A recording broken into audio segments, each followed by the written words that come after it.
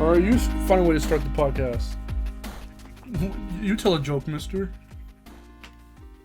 A man walks in the bar. The bar said, ow. Do the Mario, swing your arms from side to side. Welcome, everyone. If you didn't know what we're talking about, it's Mario. I was making the list of all the games we're going to talk about, and then I wrote a penis. Classic 8 = capital D. Yeah, classic. Hence why I didn't laugh. Okay. Well, how was your day so far with the Mario? You know what would have made this a bit better if we did it on March 10th, on Mario Day. Fuck.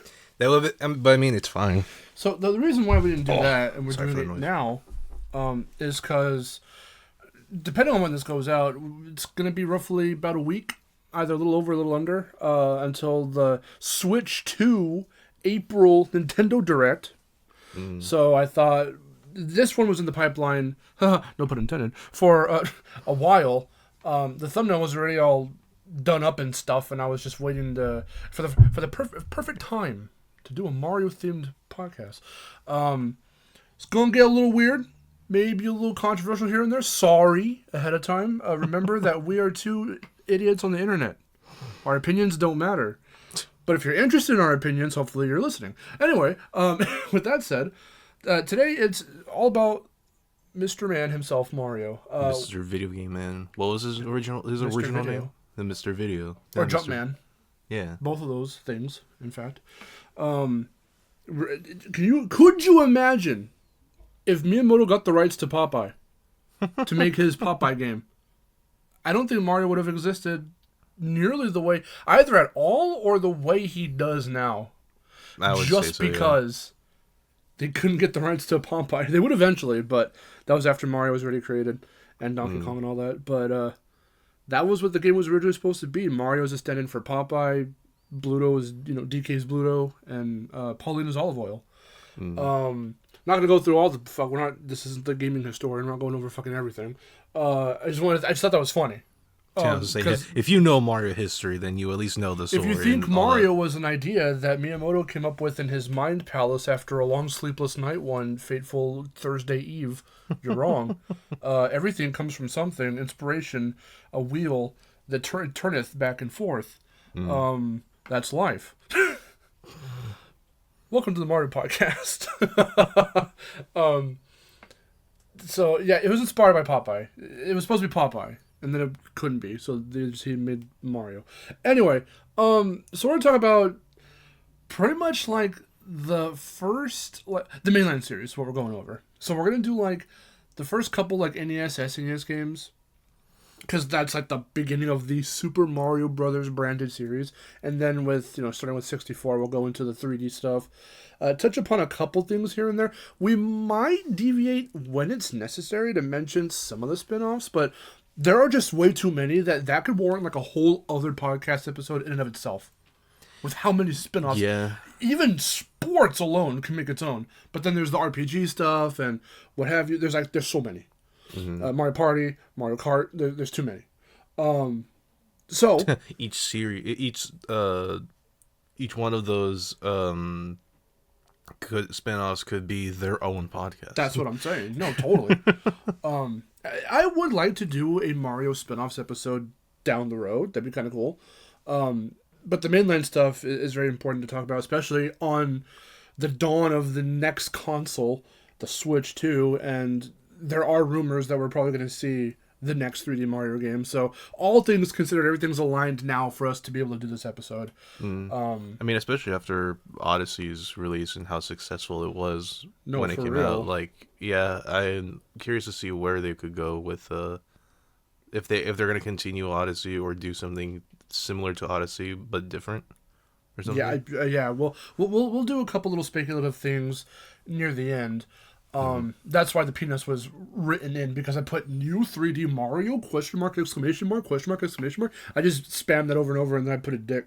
So anyway, we're gonna start with a little behind the scenes for you. Yeah, humble beginnings with the savior, if you will, the White Knight. We have Super Mario Brothers on NES.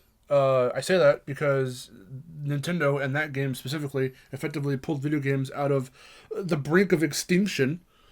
Thanks, E.T. It wasn't. So I found out it's not just E.T. It was like a bunch of. It was the fact that like video games at that point were still seen as a novelty. So like. All it was bringing the arcade to your home. And that novelty was great because, we didn't have the tech at that time. So we're talking like late 70s, maybe even mid 70s. It was when Atari were at its peak. Yeah. So Atari were at its peak, and we had Pong and a bunch of other stuff, and we had even otherly like weirdo. We'd eventually have bizarro, weirdo, like Atari versions of iconic games like Pac-Man or whatever. That weren't as good, but that's when they started to kind of fall off. And so when that happened, and the one that pretty much did it all and what broke the camel's back was E.T., because it was just such an esoteric, weird fucking game that no one could understand. And parents were already like, well, this is just child stuff. This is blah, blah, blah. Not that that's gone away necessarily today, but like it's definitely lessened and become way more mainstream. Mm-hmm. But at the time, it was just such a fucking like weird thing to have happened. And E.T. was just such a bizarro game that did not sell well, that not only did Atari like pretty much dip after that, but like there was the market crash of 83. Mm-hmm. And 2 years later, Mario Brothers comes out. Like, not even Donkey Kong from 81 was enough to kind of, like, keep things afloat. It showed what a good game with good replayability could be. Just a simple concept. But, again, it's supposed to be a Popeye game, and then, we got Mario, DK, and Pauline out of it. But then then there was Mario Brothers without the Super, and that's where Luigi made his debut, and that game was fun as well. But it was like DK in that it only went so far; it was only like a couple levels long, and that's how games pretty much were. They were either like Pac-Man, where they were super replayable, but you'd eventually hit a kill line. Yeah. Or rather, a kill screen. Rather. Yeah, the infamous kill screen. And that's just because it isn't infinite. Only it's infinite up to a certain point. Mm-hmm. Which is like an oxymoron. Anyway, so there wasn't much of like an adventure game in that sense. Most adventure games were like text-based games, like Zork, whatever it was called. Yeah, there are other text-based, or they were very like super simplified, where it wasn't like something grand scale at that point. Yeah, so like Super Mario Brothers was kind of the one to be like, okay, this is what a 2D side scroller can be. And I've talked about it, I think, in the Nintendo Consoles episode with Chase, where that game, not only was it just so much fun to play because no one had seen a game like that with these levels and these, World 1-1-2, A World's crazy amount of, replayability, and it was a full-ass game. Even going so far as to implement like some like hidden things and secret things as well. Like if you knew about the warp system, then that was very like innovative at the time, because it's like, and shit, I didn't know you could jump up here if you go over here and do this. That secret warp system never went away. Even Wonder has that to this day. Mm-hmm. So like, but even so, with that in mind too, what makes Super Mario Brothers such a cool like case study is that it also has really good, well integrated like game design and tutorials baked within the level design. Because I'll always, like I said, in the Nintendo Consoles podcast, I'll always go back to Miyamoto talking about how they designed the very, very iconic beginning of 1-1 that's meant to show you how you can jump over enemies, jump onto enemies to kill them, break blocks. Some blocks will unleash power-ups. Why the design of like the mushroom and the Goomba were kind of similar. One's good, one's bad, and how you figure that out. And even using the fact that the camera can't pull back, so you can only move forward. You can't go back to the left. You can only go back to the left so much before you hit the boundary of the screen. It won't scroll back left. But using that to their advantage, you can like kind of force yourself into like where those lower blocks are. So if the Goomba's coming up to you and you're kind of like freaking out, you are kind of caught in this little space where you have to just go, oh, and you jump on it and you kill it. Like, there's little things like that. If you don't really know right away that you can jump on top of them, that kind of little bit forces you to do it. Or rather, I think it was that if you scroll enough to the right and then you jump and hit the first question mark block that has the mushroom, and you don't know what that is because it looks like a Goomba because it's mushroom shaped, even though the Goombas are based off chestnuts, but whatever. They confirm that later. You would be stuck in that little box being like, shit, and then you would grab, there's no way to jump over the mushroom, it's a slightly bigger sprite, and you would find, oh, that powered me up, like I'm bigger now. So it's things like that, and I don't know, like, games again were just so simple in like how that was before internet like really like took everything over in terms of information and knowledge. You had to you just had to figure shit out for yourself. Or look through the manuals. Yeah. For like little tips and tricks. And even then too, like if there was a story to be told, it was done in manuals at the like back then. Some like Zelda did have a text scroll, but it wasn't very long. Mm-hmm. It would give you the basic thing of what's happening. Yeah, like later NES games, when they would want to tell a story, it was either they would only give you some of it in the game, but if you wanted more details, more information about like the world, the characters, everything else, that was in the manual. You could also look at that helpline. You could call the helpline. Mm-hmm. Have you seen that? Have you seen footage of that in action from back in the day? No. It's insane. It's hilarious, but it's kind of cool that these dudes, these kids probably your age for its time, maybe a little younger than you. I keep thinking you're like 23 or whatever. Thank you. They're sitting there at their desk playing like fucking Metroid or something. They'd get a call and they put on a speaker and you'd hear, "Hi, I'm stuck on like Zelda, the Master Quest. Like, how do you get to the next thing?" And he's like, "Well, did you get to this?" And they're talking. And it's like a live tutorial, like a human tutorial. It's nuts. It's wild. You got paid for that shit. Call a helpline. That's crazy. It reminds me of like how we've talked about before with Spyro, getting into the PlayStation Underground demo discs, and some of those spots would have like a dude being like, "Yeah, I'm gonna show you how to get to the secret whatever in treetops," and then they show you how to do it, and it's like, oh my god. So that was like, yeah, the heyday of like Nintendo. That was like when Nintendo, for the most part, and then other games or companies and stuff followed suit, but Nintendo like really locked in on how to like make a fun fucking like video game. Yeah, because not that shit from Atari that came before wasn't fun. Obviously, that's how video games became a thing. But like Nintendo had a lock on like how to like give the player the most out of like what the console and the software could provide. Also considering the fact that when you have it as a home console, you can just replay it and not have to like waste quarters on arcade machines. You would have to waste electricity because you couldn't save half the time. That's true. Mario, yes. You couldn't save. Most of the NES games back then. Keep that shit on overnight. Yeah. Either that, or you had to input like a password or something to get back to where you were, or something. Had that. Yep. A ton of games back in like the 80s and 90s, like the first half of the 90s, had that where you had to punch in a code before games.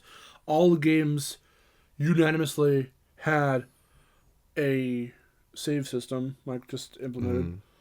Mario Brothers 2 is really weird because I think Mario 2 is interesting in terms of the from 1 to World 2 is an interesting one just because of how different it is. I mean, we'll talk about both versions because that's kind of how it is.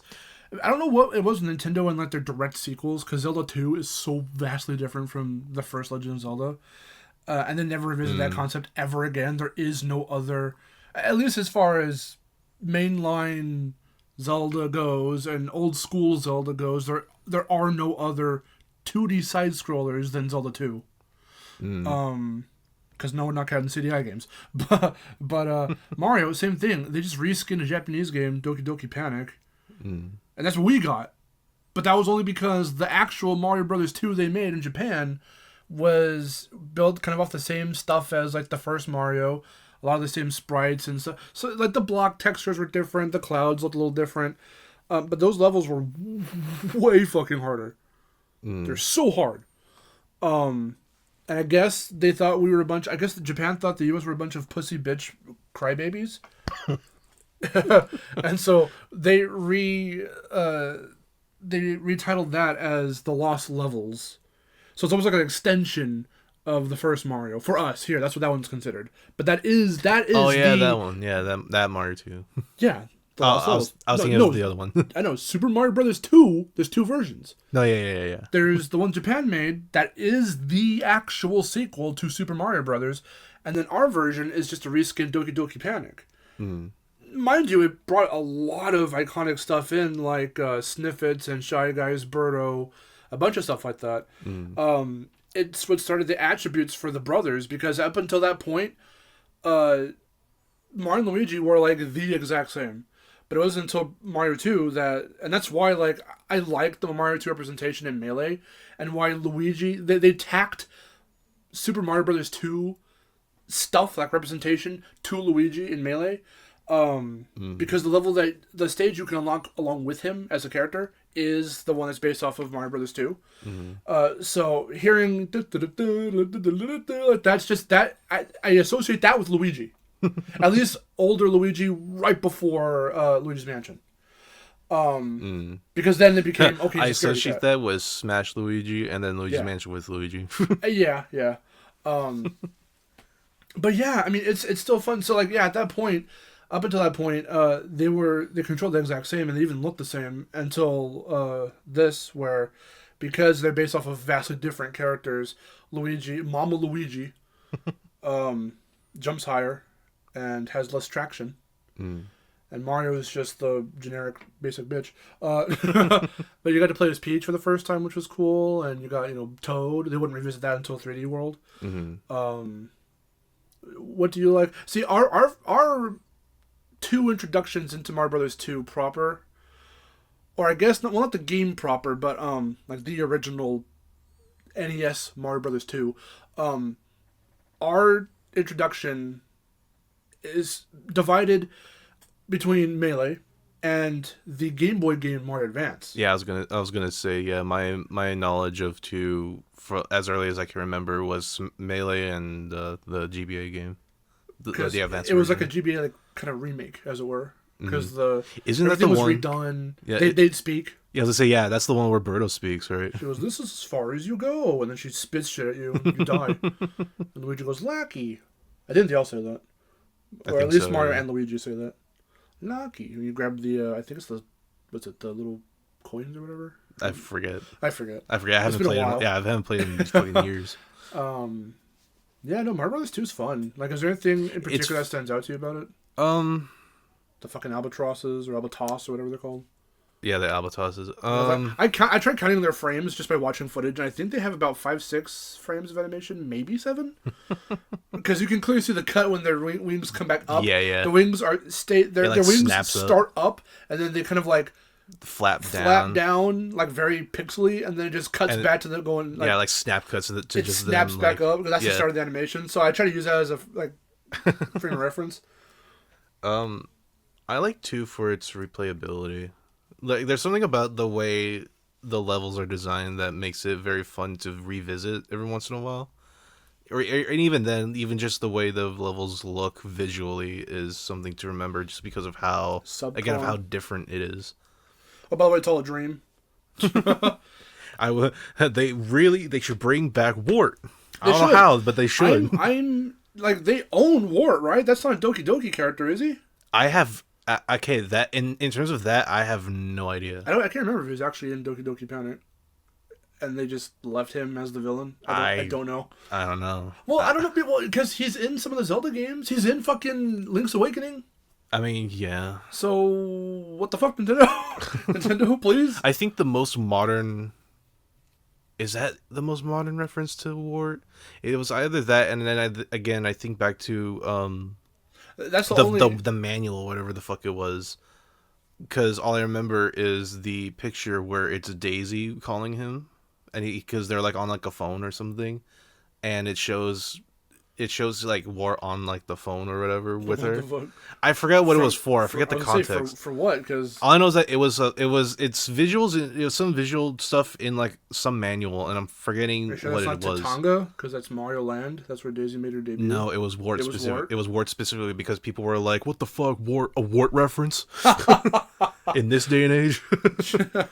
I think that Link's Awakening remake warp model is like the most recent up to date model. That might be. Yeah. It's one or the other. I forget which one.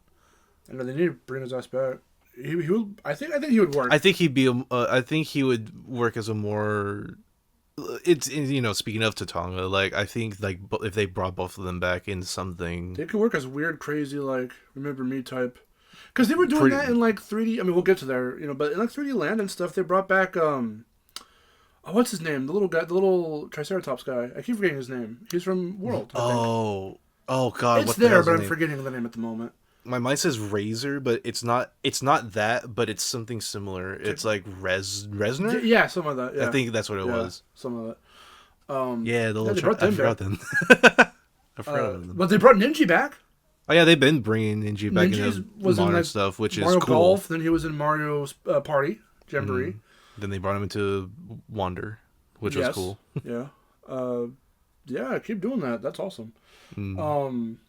Yeah, Mario 2. Did we ever actually beat Mario 2? I think we've done it like at least once. It's kind of a tougher game, but I don't remember beating. For me personally, I don't remember beating Mario 2. I could have sworn maybe I played with Jerry or something. Hell, I don't remember beating Mario 1. I don't remember beating any of the older Marios. Honestly, I've come very close. I think World's the closest because I remember. Beat World. Well, I remember there was a save we had where we unlocked like most of the levels up to Bowser. I remember. Wow, I don't remember that. But we never did. I don't remember. I don't know if we did Star World. I know for a fact we didn't do we never got to the special world with all of the crazier fucking levels are. We never did. With gnarly and rad and whatever the other names of the levels are. But I know we never got up to that point. But I know that I think Worlds is one of the older ones that we did beat all the way through, like up to Bowser. For me, the replayability of 3 is what I think of. Mario Brothers 3. That one I've played with you. I played with Jerry. I'm pretty sure I probably played with either Wes or Chase. Not for the channel, of course, but we used to play like after school or whatever, I think, and right after we got out of high school. So it's definitely when we were like really like doing stuff for like West Side Studios and VidGames. Mario 3 is also very silly in that people say they've got their theories. Oh, this one never happened either because it was a play. I was gonna say I like 3's. Because of the aesthetic. I like 3's aesthetic because it's done like it's a play, which I really enjoy. I like it for it like that, where you can see like the curtains pull in the beginning and whatnot. You have the iconic things like the sun, evil, crazy sun, and you have the that's where the Koopalings first showed up, right? Yes. Mario 3. Which is something I had completely forgotten. Jesus Christ. Yeah, exactly, yeah. Weren't we trying to figure out some of the names of them recently? Yeah, we were trying to figure out what some of the names were. I was trying to remember... Ludwig's name. I was trying to remember what the fuck Morton's name was in that show, and I don't remember what it was. It was Big Mouth. Yeah, it was. Oh my god. The funny thing is, okay, now me saying that like I knew it, we were stuck on that. We were stuck on that. But see how when you let your mind kind of like refresh about that shit in the background, and then when it comes up again, you're like, oh yeah, that. Yeah, it was like that. Idiot. Like, yeah, Big Mouth. You had Cutie Pie, which was Wendy. You had Hip and Hop, which were Hip and Hop. Was it Iggy and Lemmy? What was Larry's? Twins for some reason. Larry's was Cheatsy. Yeah, he was a little fuck. His eyes were always like he was very squinty. He was a little fucking gremlin. He was. Yes. And Ludwig was Kooky. Yes. Kooky Von Koopa. Jesus Christ. I like how they kept the Von in as part of his name. It's the fact that we still remember that shit. Tara Strong voiced both Hip and Hop. Both of them. Yeah, which I didn't even know. I was like, holy shit. Which is hilarious. But yeah, Mario 3. Oh god, that was a cartoon, all right. But the game was a lot of fun. I watched the shit out of Super Show in 3. Yes. Well, I remember we saw that. Was it a Nintendo Power magazine that we first saw the Super Show ad? I have no idea. It was in a magazine. I can't remember which one it was. You'd think Nintendo Power would be the ones to fucking advertise a Mario animated show.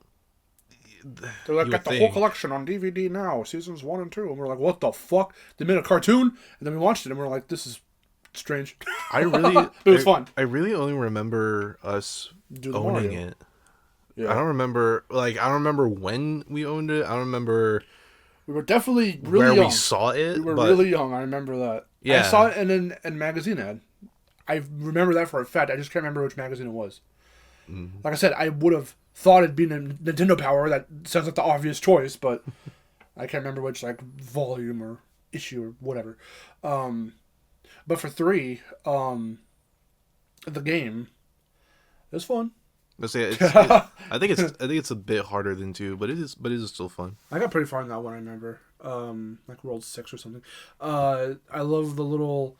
Was it 1-1? I think it was when you can do the little. Secret, where you drop down underneath the. Yeah, that was 1. Behind, I should say. I forget which exact spot it is, but it is. I remember 1-1. It's one white panel platform thingy. You just kind of duck. Mm-hmm. You hold the duck, and then he just falls. Yeah, you just hold down for a while, and then he just falls in the background. Yeah, I think if you stay behind the bushes and grass and shit, you're safe from the enemies. I think. Yeah, you were basically invincible unless you did certain things. They've never done anything like that again, which I think is hilarious.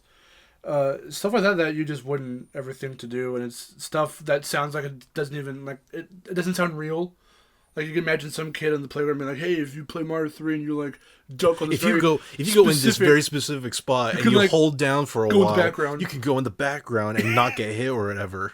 And then someone's like, "Yeah, right," but then it's real. Yeah, then you do it and you're like, "What the fuck?" He was not fibbing. But yeah, so we don't have much of an attachment to these earlier games because they were before our time. I'm a 90s kid, Vic's a 2000s kid, so. And we didn't even get into if we Nintendo ever because we were into PlayStation. That's all that was in the house at the time. Yeah, I was gonna say most of the knowledge that I at least have of these older games is from either ports or remakes or other things from other consoles that we owned at the time. Until we would then get the games. Yeah, for ourselves. Yeah. Because eventually I wanted an NES and an SNES, and I got my hands on them. More so a Retron for our NES gaming, because I did try to buy an NES off Amazon, and it was the worst choice. I'm never buying. The last console I bought off Amazon was the Japanese PS2 that Grandma gave me money for a birthday some odd years back or whatever. But that was the last console. The first console I ever tried buying on Amazon was an NES, and that shit came with a giant crack through it, which I'm pretty sure I told that story in the Nintendo Consoles podcast. But point being, we do have the NES. We have NES copies of cartridges of Mario 1, 2, 3. I believe we have World. I can't remember if we actually do. Yeah, I don't remember actually. But 3 and World would be the ones. The first Mario Brothers set the standard for how a 2D side scroller like that can work. 2 kind of does its own thing, but it brought a lot of characters and assets and things, attributes for the characters that would carry over. 3 and World worked in tandem to kind of give us what would just set the norm for this is how the Super Mario series is going to be for the most part, in terms of music, in terms of level design, in terms of stuff. So Mario World was the most detailed. Plus Mario World gave us officially Mario's final color palette. Because the other color palettes for Mario are fucking weird. It's blue outline and red and then black fucking overalls, or that. Look at that Super Mario Brothers Mario. He's brown and gold and red and yellow and the fuck. It's iconic, sure, but what are those colors? I say it's a weird color choice, but I mean, even Luigi too. Green shoes. Or whatever. Yeah, Luigi's is weird too. But yeah, we would get the definitive Mario and Luigi color palettes in World. In fact, color palettes for pretty much everyone, I think. I think that goes to Bowser as well. Yeah. Bowser never really looked right in any of the. He was supposed to be an ox originally, and then they turned him into a turtle, and he's a Koopa. But he looked really weird in a lot of these early games, and even in Mario 64. He looked so off. I like how Juan just doesn't give him hair at all. He's essentially bald. Yeah. Plus there's the whole... We kind of grazed over it, but in Mario Brothers 1, there's the whole, does Bowser have a brother? Because there's a... the Japanese translations for all this stuff is insane. Who knows what the actual storyline is, ongoing story for those early Mario games, because there's a thing of, oh, the blocks you're breaking are actually toads, you're killing them, because Bowser uses magic to turn the Koopas, or turn the toads into blocks. And then it's like, oh, and then also in Mario 1, there's the fake Bowsers, but like there's one of them doesn't have an enemy that jumps out of him, and he's got his own little descriptor, and it's weird. It's really weird. That's not a game theory. That's, I think, a Thomas Game Docs video. But yeah, it's funny, weird stuff. Mario World, though, just expanded on it. It gave us Yoshi, who was supposed to debut in the first Mario, but the tech wouldn't allow for it. It's funny enough, I think, well, at least for this little bit, about the Nintendo Giga Leak thing, where all this shit just came out. Yeah. Seeing the concept of what Yoshi was originally going to look like is very interesting, because he looked very, very different. Very different. And it's like, could you imagine if that was Yoshi nowadays? Like, seeing all of the old shit just from back then, like, it's just very interesting to think, like, this is what it could have been. Yeah. And it's like, you know, one thing, one idea probably, like, overtook just the other, and then it was like, yes, let's run with this, and then it became iconic.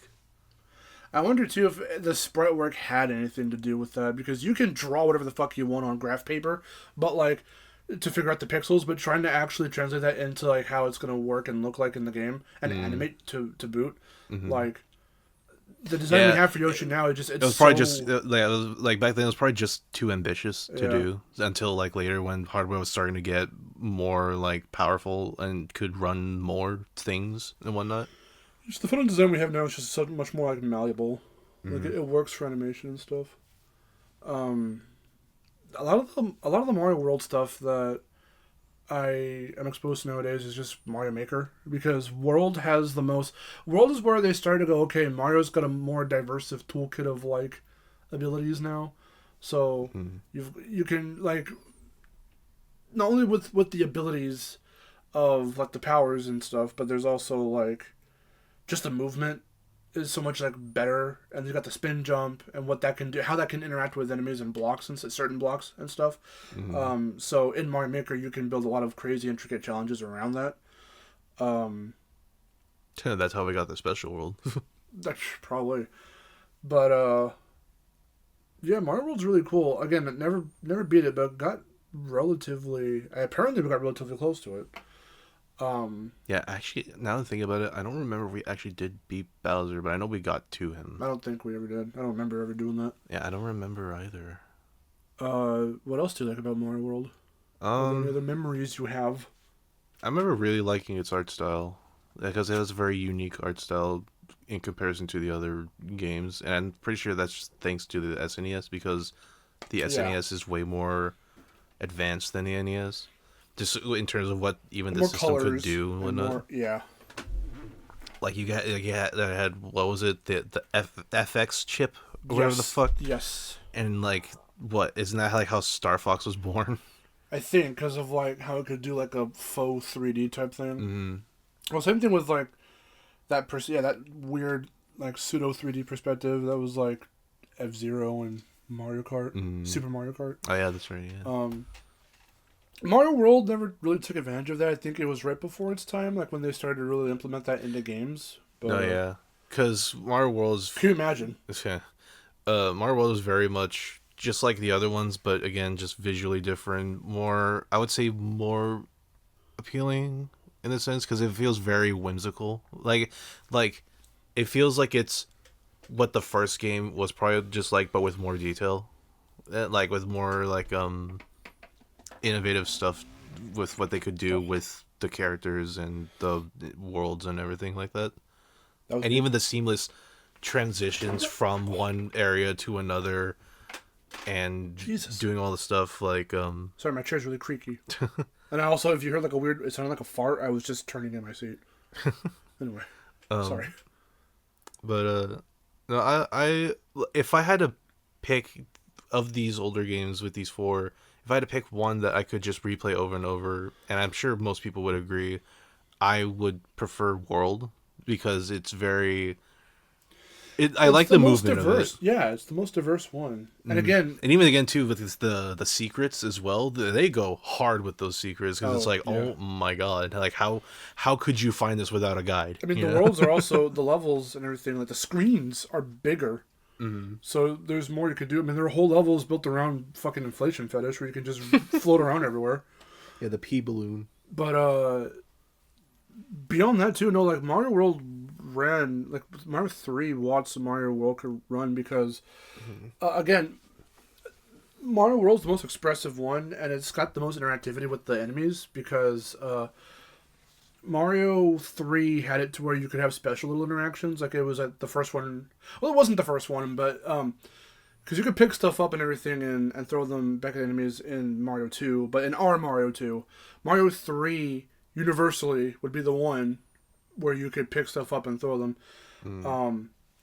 Mario World will have the same thing, but they gave the enemies more personality. That the Koopas have little boxers on when you pop them out of their shells, and the specifically not the charging chunks. I don't think that they're the ones that do this, but the ones that jump up and clap. Those are the. That's still charging chunk. Yeah. They look around for you and stuff. So there's little. Or they just throw baseballs or something. Something like that, yeah. Now, I'm not sure if this was a detail that was specifically in Mario Maker, but do the thwomps look at you before they drop in Mario World? It's a thing in Mario Maker. I don't know if that was a thing in the actual Mario World. I think so. Like, they have like a little sleepy face, but then when you get like right near them, not enough to trigger them, but just enough, you can trigger a reaction from them. They like are aware to your presence. I think they do that. So that's cool.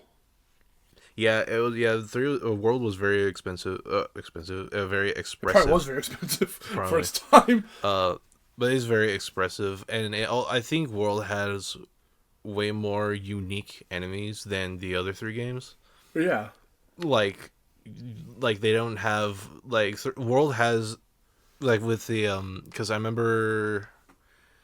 I think the end credits when you beat Bowser or you do something, I forget what, but when it shows all of the enemies and different things in the game and whatnot, and it shows the names of all of them, they're all very very different than how even 2 as well had something like that where it just shows here's all what these enemies and what they're called and whatnot. And with World, it was very I felt more expansive on that. It took what 2 did and then just kind of expanded on it a bit more and whatnot, and it made it very fun. Yeah. And then that's the one with Wibbly Wobbly Peach. Because when you're fighting Bowser, she pops it every so often and goes, woo! Yeah, it's really funny. It is a very goofy animation. But yeah, I mean, we played all these again. We had to retroactively go back because we started with Sunshine, which we'll get to in a little bit. But before we cross that bridge, we have to come to the elephant in the room. The 3D elephant in the room. Yeah. So Mario 64, which everyone will swear by their Bibles, their Nintendo Bibles, that it's the the most revolutionary video game that ever exists. And I'm here to burst your bubble and say plenty of games were breaking the mold before this one. I only say that because I don't know if it's half because that is truly what I believe. It's also half because I'm just so bitter at the fact that everyone feels the need to make their little comparisons, and they're two vastly different games, so you shouldn't be doing it anyway. But whenever anyone says, what's the best 96 3D platformer? There weren't very many around. You could only pick from either Crash or Mario 64. Guess which one everyone went with? I don't know. It's weird. Mario 64, though, going back and playing it. First off, we're playing it on N64, which already has... You've seen the controllers episode. You've probably listened to the Nintendo consoles episode, so we're going to just reiterate it again here. Don't like the console very much. I don't care for the N64. I'm glad that I grew up with PlayStation over the N64, because it just feels so much more comfortable to me. We broke down in the controllers episode of the podcast where Sony's controllers are always very similar with very, very minimal tweaks or additions. So the name of the game there is consistency. The name of the game for Nintendo is experimentation. They're the ones that do the most different, innovative shit. So I definitely understand that. It's not like I'm choosing to be ignorant on or trying to deny that certain things were revolutionary for its time. But going back to Mario 64 aged like fucking milk. I'm so sorry. Mario 64 aged like fucking milk. It's curdling as we speak. More so with the fucking DS remake, whatever the fuck. That was garbage. That game was not fun. Please put your piece in before I fucking get back on my bullshit. I honestly don't really have much of a problem with the 64 itself. My only thing is just the controller, because it looks like a trident. And, like, the way you hold it is so fucking weird. With Mario 64 itself, I don't really have too much. Funny enough, most of it comes from the DS version, which, like,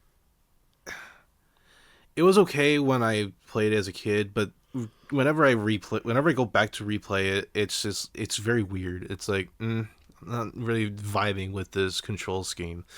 I just want to know what compelled them to remake a 3D game onto a fucking handheld. That didn't have... And then they're like, here's Luigi and Yoshi and Wario for some reason. Well, you start the game as Yoshi, and that's already ass backwards. And then... They felt sorry for leaving, for just secluding Yoshi up on the fucking roof. To give a little bit of a prop to Mario 64, I guess, like, that was a cool secret. Like, getting to unlock the cannon and whatnot. Then going up and seeing Yoshi, that was cool. Yeah. And then they just immediately ruined it by going like, hey, he's playable, whatever. And it's like, okay. And the weird like, for a while there, you don't even play as the actual characters. They say, oh yeah, here they are, but you're, in the beginning, before you start unlocking the characters proper, you're fucking playing as Yoshi, putting on the caps that turn you into that character. Mm. And it's like, what? Okay. And that's like his power or whatever. It's stupid. It's stupid. It's funny. It's funny how the DS version remixes the powers of the original, where it's just like, what was it? Mario can turn invisible, or who is it that could turn invisible? I don't know. One of them could turn invisible. I couldn't tell you. One of them could like float. I think it was Wario. That sounds like Wario. Or was it? Fat ass. I forget. I forget, because one of them... It sounds like Luigi can turn invisible, Wario can float, Mario probably turns into Metal Mario. It was something like that, yeah. That sounds about right. That sounds logical. Because the way they did that was that instead of it being caps, since the caps was the 64 thing, and then when they were redoing it for the DS, since they made the caps for Yoshi, they were like, okay, so let's just divert these powers to the other characters in the form of a flower. Oh. Where it was like, I forget what it was called, but it's like, it is literally the only game, I think, where specific power-ups were from that flower, depending on who you played as. Because I haven't seen that come back ever since that game, and I think the failure of it is the reason why. Did they even have, for again being a 3D game being remade on a handheld? Mind you, before all the weird Nintendo new DS, new whatever the fuck shit, where they added the second little nipple, did they even have enough memory or enough for the Wing Cap? Or did they just nix that entirely? Because I can't remember. They nixed that entirely. Yeah, sounds about right. Yeah, that's what I figured. Okay, so my issue with Mario 64 proper, the actual game itself, I don't like its level design at all. It's way too cookie cutter, and it just makes no sense at all. Whereas they had really... And a lot of them are just you going up. You go up a thing. They're all obstacle courses, and I don't really care for that. It's not clever level design. And with this clunky-ass controller, because of how they hot-glued the fucking little thin-ass, stick-ass fucking analog stick, like, it's just not... None of it's intuitive. And I'm at least glad they don't give you much out of the way of very many tutorials. Like Lakitu comes out to be like, yo, hey, fucknuts, never played a 3D game before? Here's how the camera works. And then after that, you're pretty much left to your own devices. Yeah, because if you wanted tutorials, you had to punch signs or stand in front. Oh, there were signs. You're yeah, right. You had to stand in front of signs or talk to like Toads or whoever or whatever, and they would and they would tell you that would give you the tutorials or whatever. See, I never gave any of that the time of day because the games I played didn't have to do that shit. And the only other times they gave you mandatory tutorials was either Lakitu saying something or when you would get the cap power for the first time. Yeah. Because that's when it would be like, okay, so you got the wing cap, this is how it works and whatnot, and they did that for the other ones. But no, like there's this one in the mountain one with the fucking stupid bullshit cunt fucker monkeys. Tall Mountain? Yeah, there's this one bit, like mission where they need you to go up this thing that's like in the wall. It's like a platforming challenge built into the wall at the face of like the side of like a fucking of the mountain. I think I remember that shit bit, sucks. Yeah. Like that stuff like that. That TikTok clock, whatever the hell it's called, is like the worst fucking level in a video game. Period. Like, oh my god, it's designed to make you upset. I dislike it totally. I mean, although apparently Fez Penguin, my friend, showed me that you can fucking like enter the level when the clock hands go to a certain time and freeze it. I was gonna say TikTok clock has the level has a unique mechanic where if you enter it at a certain time, all the shit that moves will just freeze. See, I like that which is I interesting. Like these little secrets. I wish the levels were designed fucking better so I had more fun in them. Mario 64 is not a fun game. The only way it's fun is when it has when it's put on a fucking PC and you have all these fan-integrated quality of life fixes. Everyone please go play Mario 64 Co-op Deluxe. That shit rocks. Because you have a free-roaming camera, none of this bullshit. You've got multiple characters you can play as with unique little things about them, like their voice and stuff. You can have fun play. Since it's co-op, you can play with multiple people, all on your own different perspectives on some fucking Haze-like games shit happening here, like fucking Split Fiction It Takes Two ass. You can, you guys, all the stars you get tack on to the overall total counter. So you guys, I played that with Fez and some other friends from Destination Mark, and like we got that game done in like less than 5 hours, like 3 hours, probably 4 hours. Like it's so much better. Same thing goes for Ocarina of Time. We found the Ship of Harkinian PC port, and my God, it's a godsend because I will actually be able to finish that game now. Because all the quality of life things they do, and little things you can tweak that you don't need to do, but if it so pleases you, you can like make Link's climbing speed faster, or the speed of whatever, right? So you could change the most minute things like that. But Mario 64, going back on topic, has that with the co-op deluxe thing, and getting to play with the fucking my DualSense, getting to play with a familiar controller. The mapping is not that wildly different. You can map to whatever you need to map to, but freedom for button mapping and stuff like that, and you've got like what I feel is the definitive Mario 64 experience on PC. And I don't say that for most things normally. I don't say the definitive much of anything is on PC because I'm a console gamer. But that shit rocks.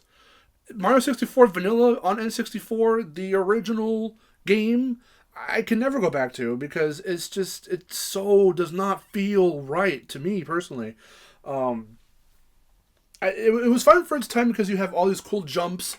They introduced the triple jump, the somersault jump, backwards, not the backwards long jump. The long jump, which you can do the trick with, whatever. I almost called it the backwards long jump. But obviously it gave Mario's toolkit of jumps, there's more to it. There's more meat on those bones. That's awesome. That shit carries over to what we have now.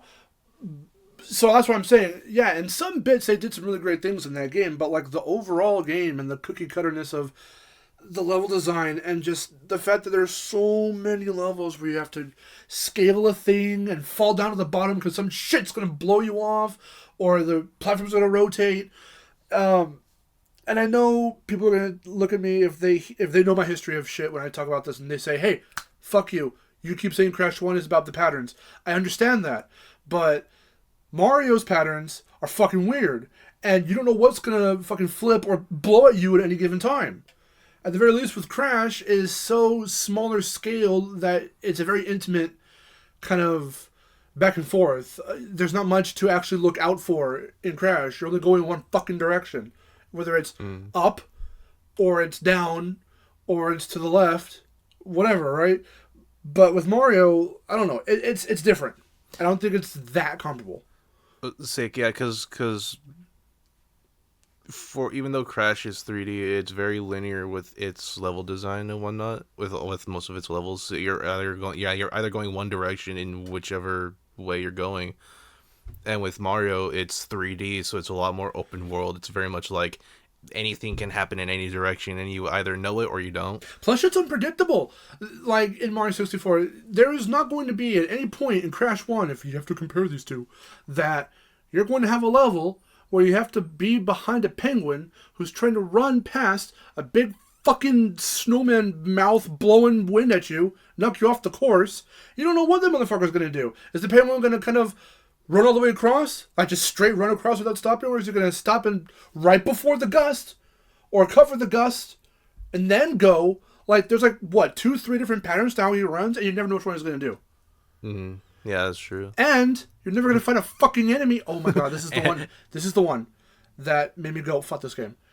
The little motherfuckers from Wet Dry World or Land, whatever the fuck it's called, that have the little flippy things. Oh, yeah, the little robots. So they're supposed to help you get to higher elevations, but what does end up happening more often than not is they flip you, and you hear Mario go, whoa, and then he'll hit the ground, lose like 2 to 3 pips of health, and then your iframe's not going to save you because he is stuck in his stun animation that the little motherfucker will come right back, get his little thing beneath your feet, and then boom, flip you up again. You can get stuck on that dumb little enemy designed to frustrate you. A lot of stuff in Mario 64 is like that, and I don't like it. But a lot of people will swear by it, that it's the best, it's an icon, and it's this and that, and I'm like, maybe for some of the things introduced, but not as an overall experience. It's not like a revolutionary overall experience for me. I feel like that's most people's opinions nowadays, because I feel like that's what I hear more often than not. It's also where like people will still be like, "Oh, it's a good game," but people will be like, "Oh yeah, no, it has its things where like more people are getting the confidence to say that." But originally, a lot of people would just swear by it and say it's the best game ever made. No, it's not. Not by a long shot. A lot of Nintendo fans really like that fan base side of it really say that. They'll just defend it. I mean, it's like, it's also the same things with the Sonic fan base as well. They will swear by the original Sonic as well, or Adventure 2 or something, or Adventure 2 or something like or both adventure games. But okay, so sorry. Again, this is about as negative as we're gonna get in this one. We'll might get a little more negative down the road, but we'll say just to warn you. For me playing the original 64, I had not so much of a good time with the original controller. The best experience I've had playing it yet was getting like a little knockoff controller where it was an actual controller, and it felt so much better to play 64 like that with that controller. Yeah. Like if I really wanted to sit down, play 64 and have that controller, I could probably get way further into it. We're gonna get you like a laptop or something so you can play Co-op Deluxe, because after you play that, there is no going back. That's gonna be the definitive experience for you. I already know it. Well, I mean, probably because it is for me. But like if I really wanted to still have like the original experience, as it were, just not with the authentic controller, but because that's shit's ass. Well, the controller we have, the little baby blue one. I don't think it's a knockoff. I think that's an actual Nintendo licensed controller. I wish it was the only one for the 64. Because it feels way better to control and do what that. Because the game's mechanics and whatnot is still jank, but I can at least fucking control it and like use the buttons proper and not have to fucking fiddle with the two things that big the controller, stick or whatever. Two things that controller does right off the bat. There's no dick in the middle, and also the analog stick is way better. It's thicker. And the controller itself is a controller and not a trident. Mario Sunshine is a fun game. If you want summer fun. Yeah, I always associate Mario Sunshine with summer. Obviously, sun is in the name. So Mario Sunshine is the first 3D Mario we ever played. We already talked about in multiple podcast episodes, namely the Smash Brothers one and the Nintendo consoles one. Probably said it also in the controllers episode, but I don't know if we did. But anyway, we got a GameCube because I wanted one after playing Melee with my friend Javier. And so that Christmas, from that year, whenever that was, we got the Melee bundled GameCube. Mm-hmm. But the first, I don't know when we saw it or got it, but the first Mario game we got that was just branded as Mario on console was Sunshine. Mm-hmm. And as you guys know, if you're coming here already somewhat of a VidGames veteran, for what it's worth, and you know that's that's our magnum opus, because Chase and I, it took us almost 8 years to finish that playthrough, mainly in the sense that we beat Bowser, but then my dumbass said, hey, let's not just beat Bowser with like the 70 or however stars you need, let's go to 100 stars just to cap it off on this nice good big round number and fight him again. And that'll be the definitive end of the playthrough. We beat that like years ago. We did the first Bowser during the first run of the channel. Part 25, we tacked on a whole other playthrough on top of that, essentially. Because that was 25 episodes. We did like another almost 25 episodes. It was like up to 48, I think, is what the finale, the definite finale sits at. Because we had to run around and try to find more shines, and we were getting lost on like what to do. Then COVID happened, and once Chase came back to the channel, that's why we picked Sunshine to be the comeback game for Chase, because it was time we finished that damn goal of like 100 shines, and we did it. But for what it's worth, that game is still a lot of fun. Like, not long after we did that, I think that summer of 2021 or so, I streamed the game on Destination Mark, so I still have coming back to it. It's just it's very iconic. We wouldn't see, there's a lot of enemies and stuff that were in 64 didn't like that was like their N64 look, but we wouldn't get like a more updated design until I think Galaxy. Sunshine sits in a weird in between where like it has a lot of like unique enemies that you won't find in any other game, but then the enemies they do bring back, like bloopers or Koopa Troopas, they're not the same because they're not in the Mushroom Kingdom. Mario and them are, in Al Delfino, so it's kind of like some Pokemon business. I was just about to say, yeah. It'd be like it's like some Pokemon regional shit. Yeah, here's like the it's like here's Delfino version. Yeah, the Delfino version. Also, a lot of those, I don't know how many enemies. I know Yoshi is definitely one of these, but a lot of them are creations of Bowser Jr. because he's got the paintbrush. Mm. And so, because a lot of people were like, well, how come Yoshi can't swim in this one, but he can in Galaxy? What the fuck is that logic? And you would just paint... I mean, that was something I could see Nintendo doing anyway, like just inconsistency. But no, like they've went out of the way to say that Yoshi dissolves in water because he's not an actual Yoshi. He was created by the paintbrush. Hmm. So you have to avoid water altogether with Yoshi in Sunshine. Which makes episode 8 of Rico Harbor a bitch. Oh, God. Yoshi's Fruit Adventure. I like how we remember the name of that one specifically. Yeah, you want to know why? Because it sucks. Trying to find the right fucking fruit for that asshole, and then trying to get there without falling. No, but Sunshine's iconic, and I really like it for the stuff that it tried. People chastise it for two things, and you already know what I'm going to say. I love it for those two things, and we wouldn't revisit that until Odyssey. Literally, both things.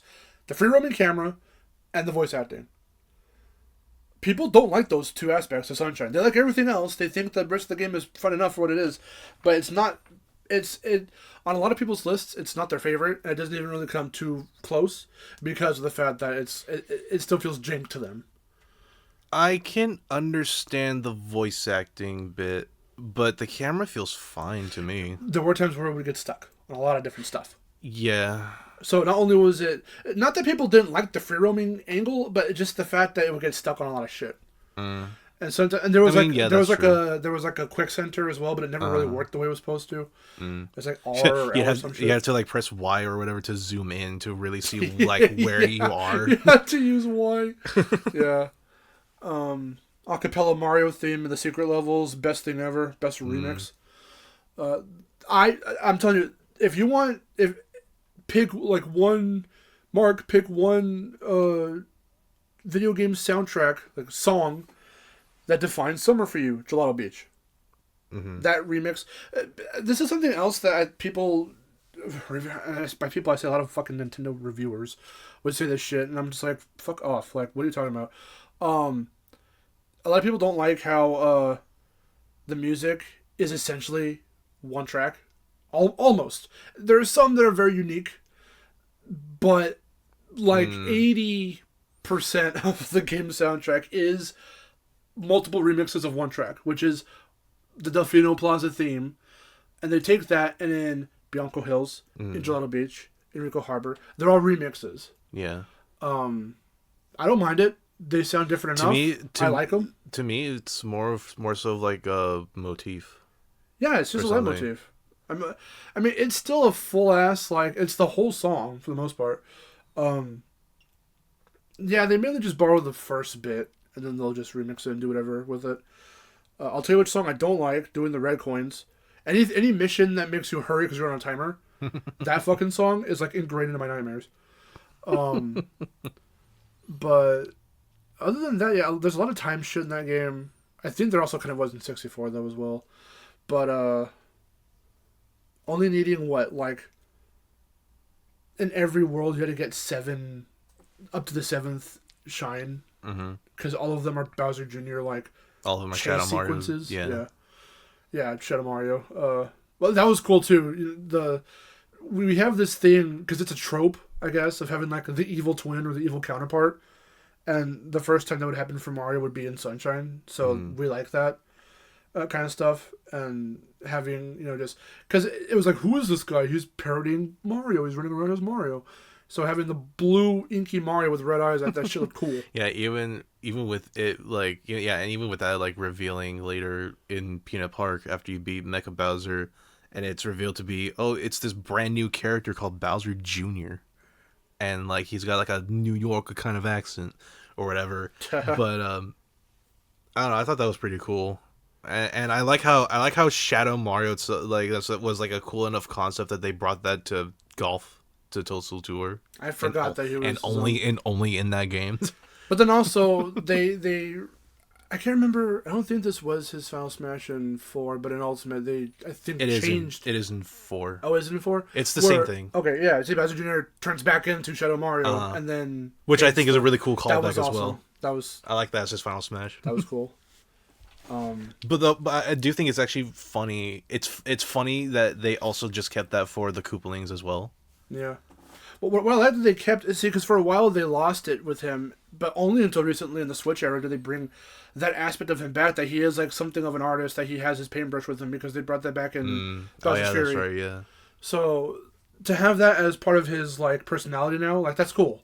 Because for the longest time they did drop that. And a lot of those GameCube era stuff for Mario, for a while there, stayed in the GameCube era. Like, when's the last time we really saw a Pianto, or got to play, for that matter, as a Pianto? It's been a while, especially in those spin-off games. They were mainly prevalent in the GameCube era, like sports games or like whatever. They were more so just prevalent in spin-offs. Because the last time they were in a mainline thing was in Galaxy like 2. Yeah, and even then, it's not like you could have played as one or anything. They were just there for a Galaxy, and it's like, oh, this is cool. It's like when in Galaxy 2, which we'll get to, it's like when they made a whole ass galaxy just dedicated to Thwomp's Fortress, and they called it Throwback Galaxy. Yeah. That game did a lot of GameCube and N64 era stuff, because they also had the one galaxy that was just a recreation of one of the secret levels from Sunshine. True. Yeah. I forgot about that. Yeah.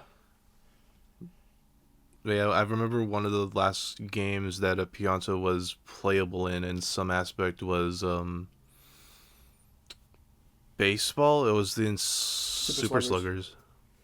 And that's like the last. Please make another Mario baseball game because that shit was fun. Mario Superstar Baseball for me personally is more fun than Super Sluggers, but Super Sluggers was still both. Quite fun. Yeah, I like both. I liked Super Sluggers enough to where I basically beat it. And then you could put Rosalind in because I don't think she was in Super Sluggers. I can't remember if she was. No, I don't think she was. I don't think so. No. So that's Sunshine though. Yeah, Sunshine. Again, very unique, very like in its own little time pocket there. Like it doesn't get a whole lot of love outside of. So what was it? Because Galaxy and Brawl were being made around the same time, there wasn't enough time to get a lot of Galaxy, if any, rep into Brawl. So that is because for them choosing to redo Mario's Down special, who knows if it was going to take inspiration from Galaxy, like that move, whatever it would have been.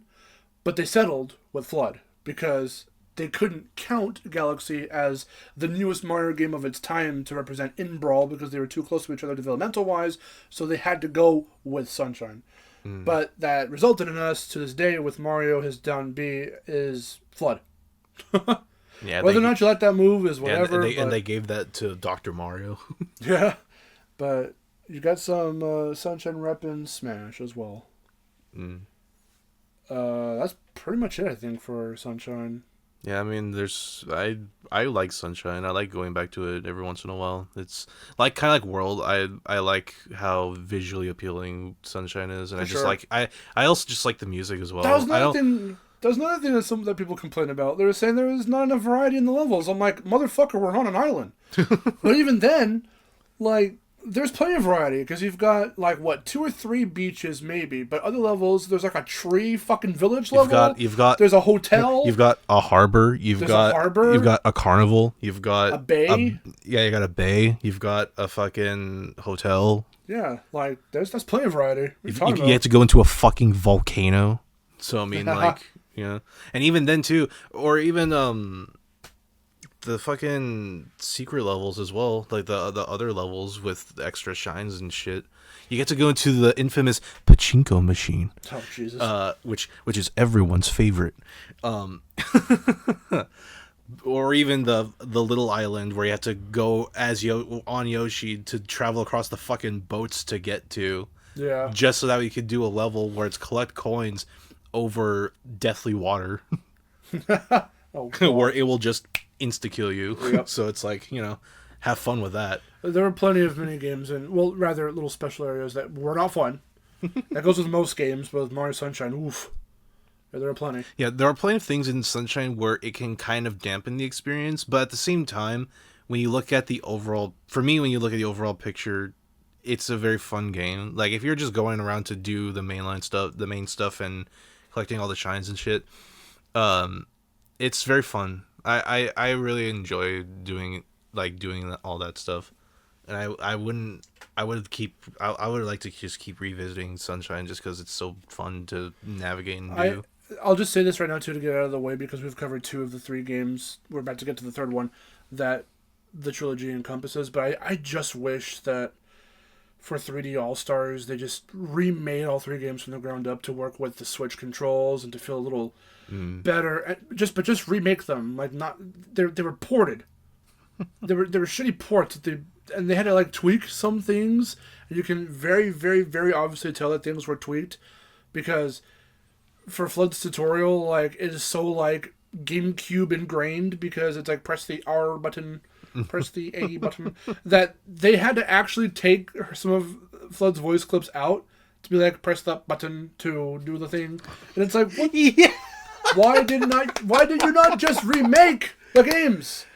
Take as much time if you knew you were going to tackle a project like that where you were going to resell some of the 3 biggest Mario 3D games. Oh, I forgot about that. Why not just remake them entirely? Each one of them has problems that you could have planned for, and you could have like redone or whatever. You could have fixed a lot of things. And no, you took these way out. You, damn it, Nintendo. With Mario Sunshine 2, when? It's probably never gonna happen. Jesus. Mario Galaxy introduced the best princess. Mario Galaxy was a very I remember when we decided to buy that. Mario Galaxy 1 is an experience. Like, just straight up, it's an experience. Like, I'll just say this right out of the gate. My only thing about Galaxy that I could just be like, I don't like it, is the timed fucking purple coin missions. Yes. I hate every single one of them. Yes. Only a few of them, the ones that allow you to explore that any timer are the best. Yeah. I wouldn't mind timed ones if it was like, if they didn't make it so fucking weird to where it's like, oh, some of the timed ones are easy enough to do, but then there's the butt fuckingly hard timed ones, like the fucking Ghostly Galaxy one. I knew you were going to say that. That's because that shit That's sucks. The worst one. It fucking sucks. That's the one every time I ever revisit Galaxy and I want to try and get as many stars as I can, that's the only one I ever dread doing if I wanted to. The only other one I dread doing, speaking of, it's in the name, is Dreadnoughts, because you're on the fucking... Some of them only have... Wait, was it Dreadnought or was that one Battle Rock? It was one of the two. It was one of the two. Battle Rock's... Well, actually, no. Battle Rock... Actually, no. Battle Rock is the one where it's not timed. Stupid question. Is Dreadnought even in the first one? It is. Okay. It's in the... that's not like Galaxy 2 Galaxy. It's one of the galaxies in the garden. Okay. Battle Rock's the one where if you just miss a coin at any point, that's not near the end, that's it. Some are exactly 100, and some go a little over, like at least 25 or so, 50 over. Mm-hmm. So you can collect just 100 and then be good. And then the most stressful one was the Luigi one or whatever. Oh God, when you do them with coins? When you do them as Luigi, Toy Jesus. Time? Oh no. The one in Toy Time. There's the big Mario that's based off the Pixel Mario. You get to hop on. Yeah. The Luigi one flip it over, and then it's the purple coins. Yeah, the Luigi one is stressful. And it is Luigi because it's green. The green platforms shrink, and the yellow ones rotate. Yeah. And the whole course is nothing but those. Mm-hmm. And then icky cosmic gooiness that'll antimatter, whatever, that'll disintegrate you if you touch it. But that one's stressful. That one took me a long time when I was first playing to beat it. But no, I remember the exact moment we decided to get that, because we got that for you for your birthday one year. It might have been the year it came out, actually. Really? Probably 07 or so. Wait, it was a birthday gift from me? Yep, because Mom and I went to, I think it was either Target or Kmart, and we were looking around for a game to get you, and we were looking at the big old... Remember, you know how you see those pictures where it's like, oh, back in the good old days, and they have the kid with his head like cranked way the fuck up looking at the big screen? Yeah. But that's at like a Target or somewhere. That was fucking Hollywood Video, dude.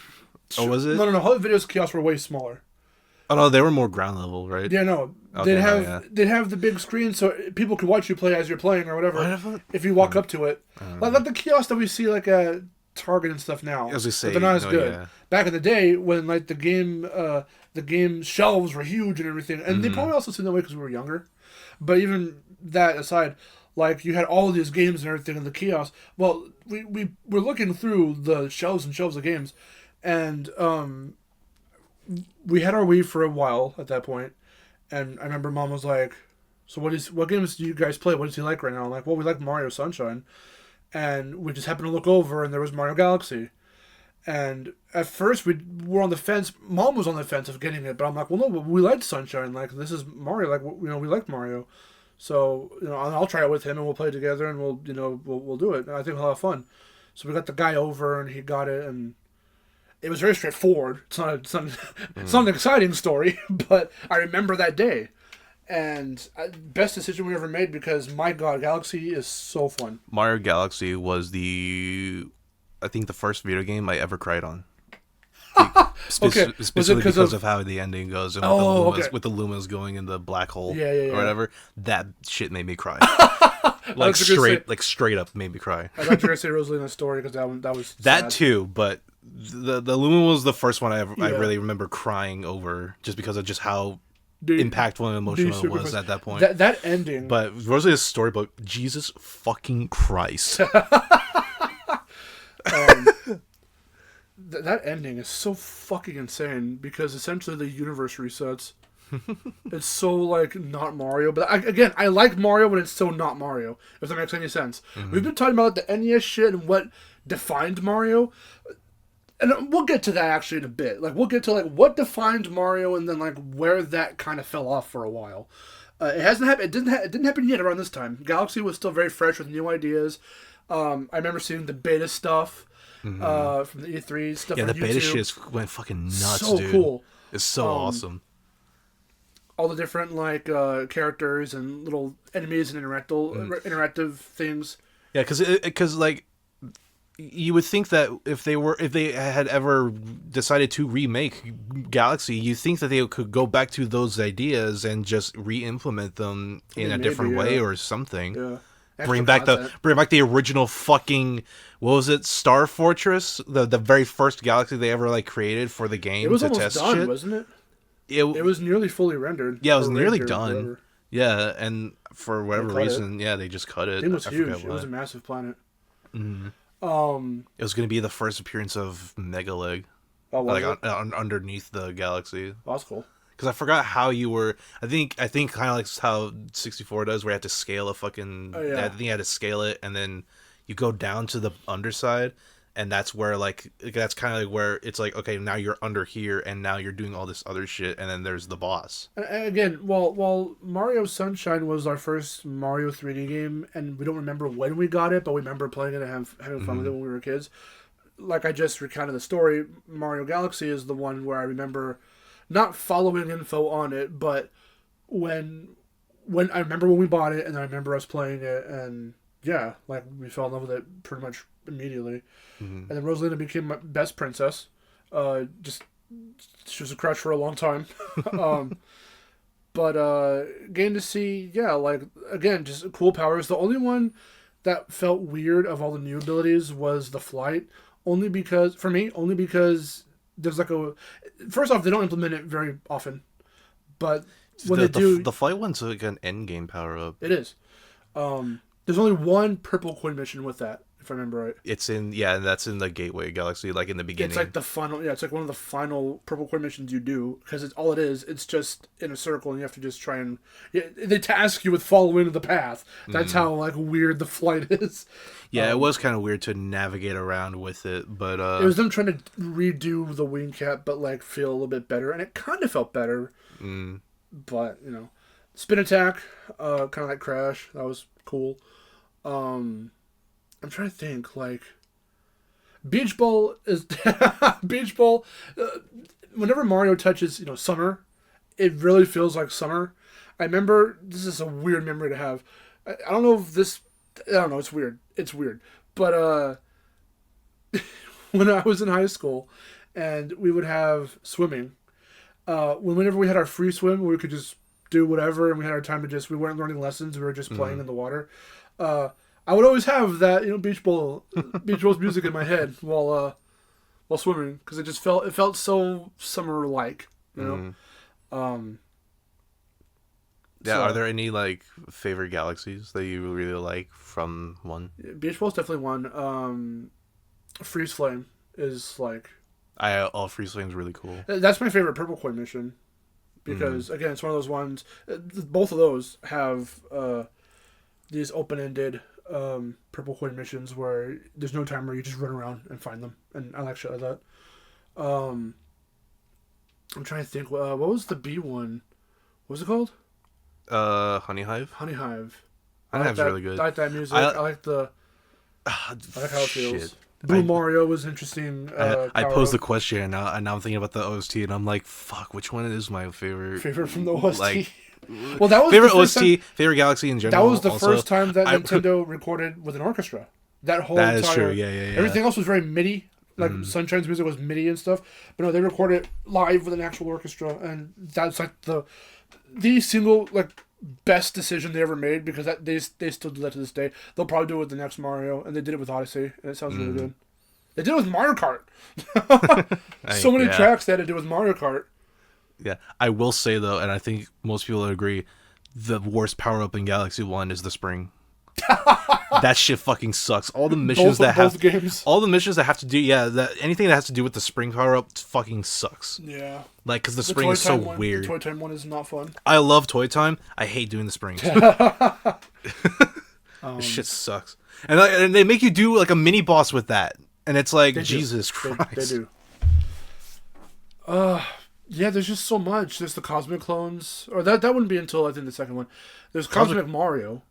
Yeah. The races against Cosmic Mario. Cosmic Mario, Cosmic Luigi, yeah. Yeah. Yeah, the fucking prankster comets or whatever they were called. The comets themselves were pretty cool. They were I liked them. They're an interesting concept. I think they refined them in Galaxy 2, but the first one introduced them. Yeah, I'm trying to remember with Galaxy 1's comets, what were the ones that were shitty? Or the ones that were kind of meh? Well, there's the one where all the enemies are faster. There's the Daredevil. Oh, the Daredevil.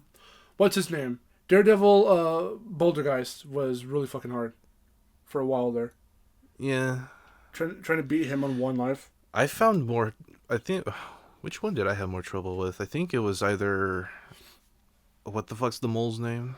I know who you're talking about. I forget his name. I'm forgetting his name. Big Mole Man. I think I had trouble with him. I think I had a little bit of trouble with Bugaboom. I think it was also his name. You have to time it just right. Your ground pound just right. Kill his child. You're just murdering a family of bugs. Yeah, you murder a family of bugs in Galaxy 1. It's great. Bowser Jr.'s fights were weird. Was he in the first one? He was in the second one. Yeah, he was in the first one. Was he in the first one? Yeah. His were weird, if I remember right. His were weird in the second one, I think. That's what I'm thinking of. Okay, I was thinking of Cloud Mario. That one was weird. That Bowser Jr. fight was weird. Yeah, the one where he's in the fortress tank thingy, whatever the fuck it is. Yeah, because he's got lasers that like fucking rotate and shit. Yeah. What was I gonna say? Bowser's fucking music is amazing. Awesome. I love it. Best Bowser. I think Odyssey almost rivals it, but still not quite. Like the choir and all of that. Just the Bowser final battle boss music is. I'd say my favorite majestic. I'd say because my favorite final Bowser boss music is Galaxy 1. Yeah, Galaxy 1 is the best though. Yeah, Galaxy 2 is close. As a 2's a close. They try to keep that feeling, but it's a different arrangement. It's a different song, but it has the choir and everything as well. But the first one just was the first to do it. That fight is good too. It's a good fight. I like Galaxy 1's final Bowser fight because it feels very like it's coming to its climax with this battle, and like the music really accompanies it. Like doing the level to get up to Bowser is one thing, and then when you actually do fight him, the fact that you go from one planet to the other and in the inside of the other planet, and that's where you hit him the last few times, it's so fucking good. I love it. And again, twos comes really close because again, it feels very like this is like a final battle and whatnot. But one is so iconic in that sense. Like it feels more iconic to me, and it's just so well done. I love it. I don't think I've reiterated it that much in the past, but just because I say it all the time, and because she's in it more in this one than in the second one. But I say Rosalind is best princess because A, she never gets kidnapped. B, she has a whole fucking observatory that turns into a goddamn rocket. Peach don't got that. Daisy don't got that. Just saying. She takes you to the center of the universe. That shit's awesome. Yeah, also she just has no fear. Or at least as far as I see, like she did as a child, which is again the backstory is so fucking sad for her. But the fact that she's just Space Mama, which is also just crazy. Also, just reading that backstory, it's just crazy for a Mario game. Well, originally they went back and forth as to whether or not they were going to keep that, and someone convinced them to leave it in. They thought it was too much for a Mario game. I mean, because you know how Mario games don't do their story. And it's like, okay, yeah, but fuck you. This is a great story. Give the characters depth. God damn it! Not everyone in the franchise has to be a blank slate. Yeah, because it makes Rosalina to be kind of like a tragic character, but I mean she is. But I like that they kept rather she's a character with a tragic backstory. She's not tragic later. No, I know. I'm saying that they made her tragicness in this backstory and not like herself. She's a hardened hero or whatever. She pretty much just takes no shit from nobody. And her dad may or may not be Luigi, whatever, game theory. Anyway. Earlobes. I don't know. Earlobes, eyelashes, whatever, eye color, whatever the fuck. The Punnett Square. So Luigi's implementation is kind of cool, but also kind of sucks. Because it's just play the whole fucking game again, but it's Luigi, and he has higher jump but less traction. Mm-hmm. And that just means nothing's different. Also, you get to see a different Luigi. Luigi gets to meet himself. Nothing different, except they do have unique dialogue for Luigi meeting himself, because that doesn't change. Yeah, for whatever reason. Which is...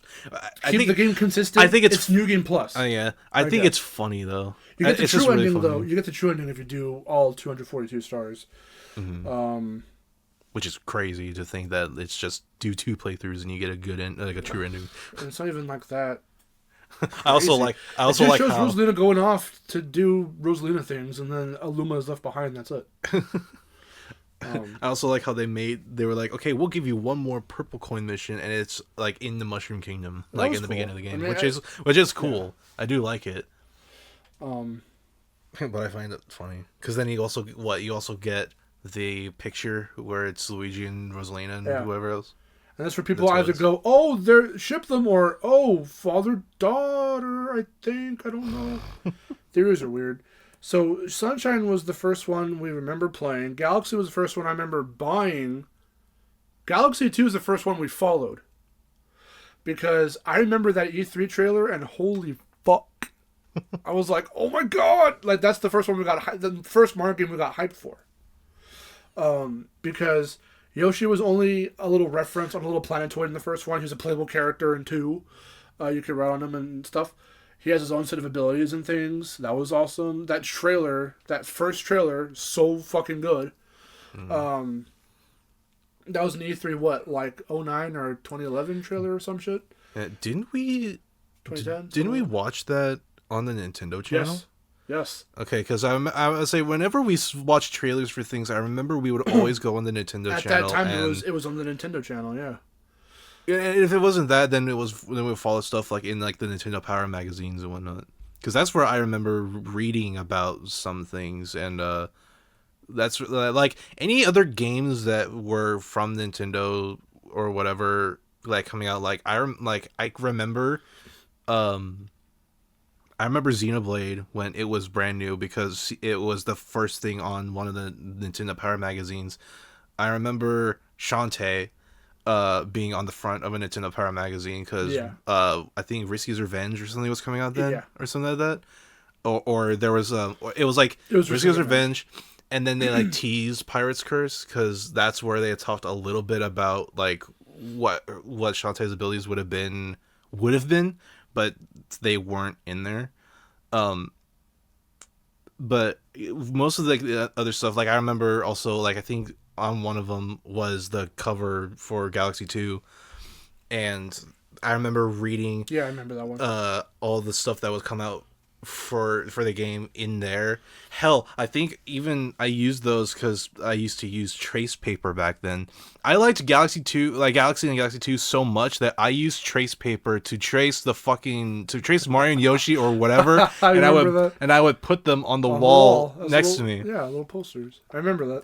Yeah, and I would do it almost all the fucking time, and like that, like that's how much I really liked Galaxy and Galaxy 2. Like I would just do that. Galaxy 2 is the inferior one because it has Rosalina for a grand total of like 2 minutes.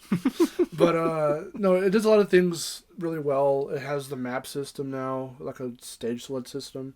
Mm-hmm. Not that it didn't in the first game, but in the first game it was different. It feels like more of a world map in the second game. Lubbo's a piece of shit. I don't like him. Don't support Lubbo. Most people don't like Lubbo, right? Anyway. That's getting hot in here. It is. However, they treated Luigi a lot better because once you find him, you can just switch between Mario and Luigi at any point, any time. So that was good. I liked of the new abilities. I liked the Cloud one, Cloud Mario. I like Cloud Mario. Yeah. Good. So there were 3, right? It was the Cloud. It was the Rock, and there was one more. Drill. Oh, the Drill one was good too. I actually kind of no, the Cloud one's better. I was gonna say the Rock one, but the Cloud one's better. The Rock one's hard to control. Yeah. And you only use it like sometimes. Yeah, I only use it like a few times. Yeah. Whether to do something specific or if it's for like a specific star or something like that. Best music in that one would be Slimy Spring.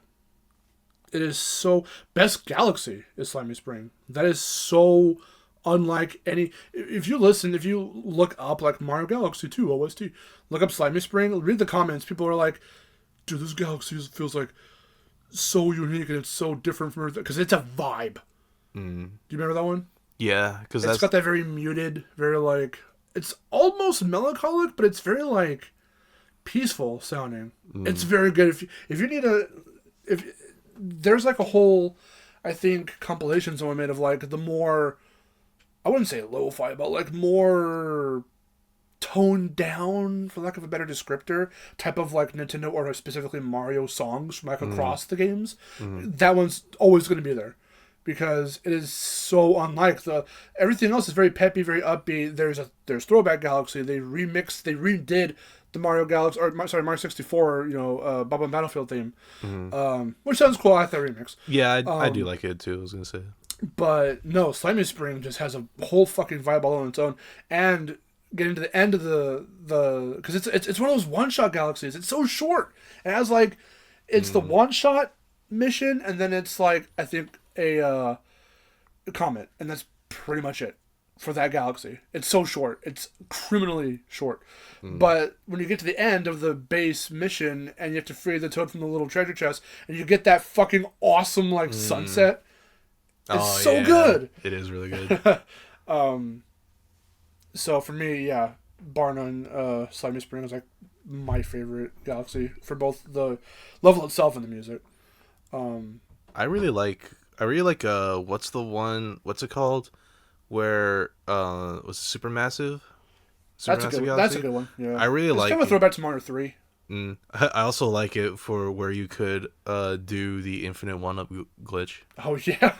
Like what was it? You had to like jump on like the Koopas like at like a specific angle, and like if you just stayed on him for a while, you would just rack up one-ups or something like that. Oh, I remember doing that. I remember doing it all the fucking time. It was so good.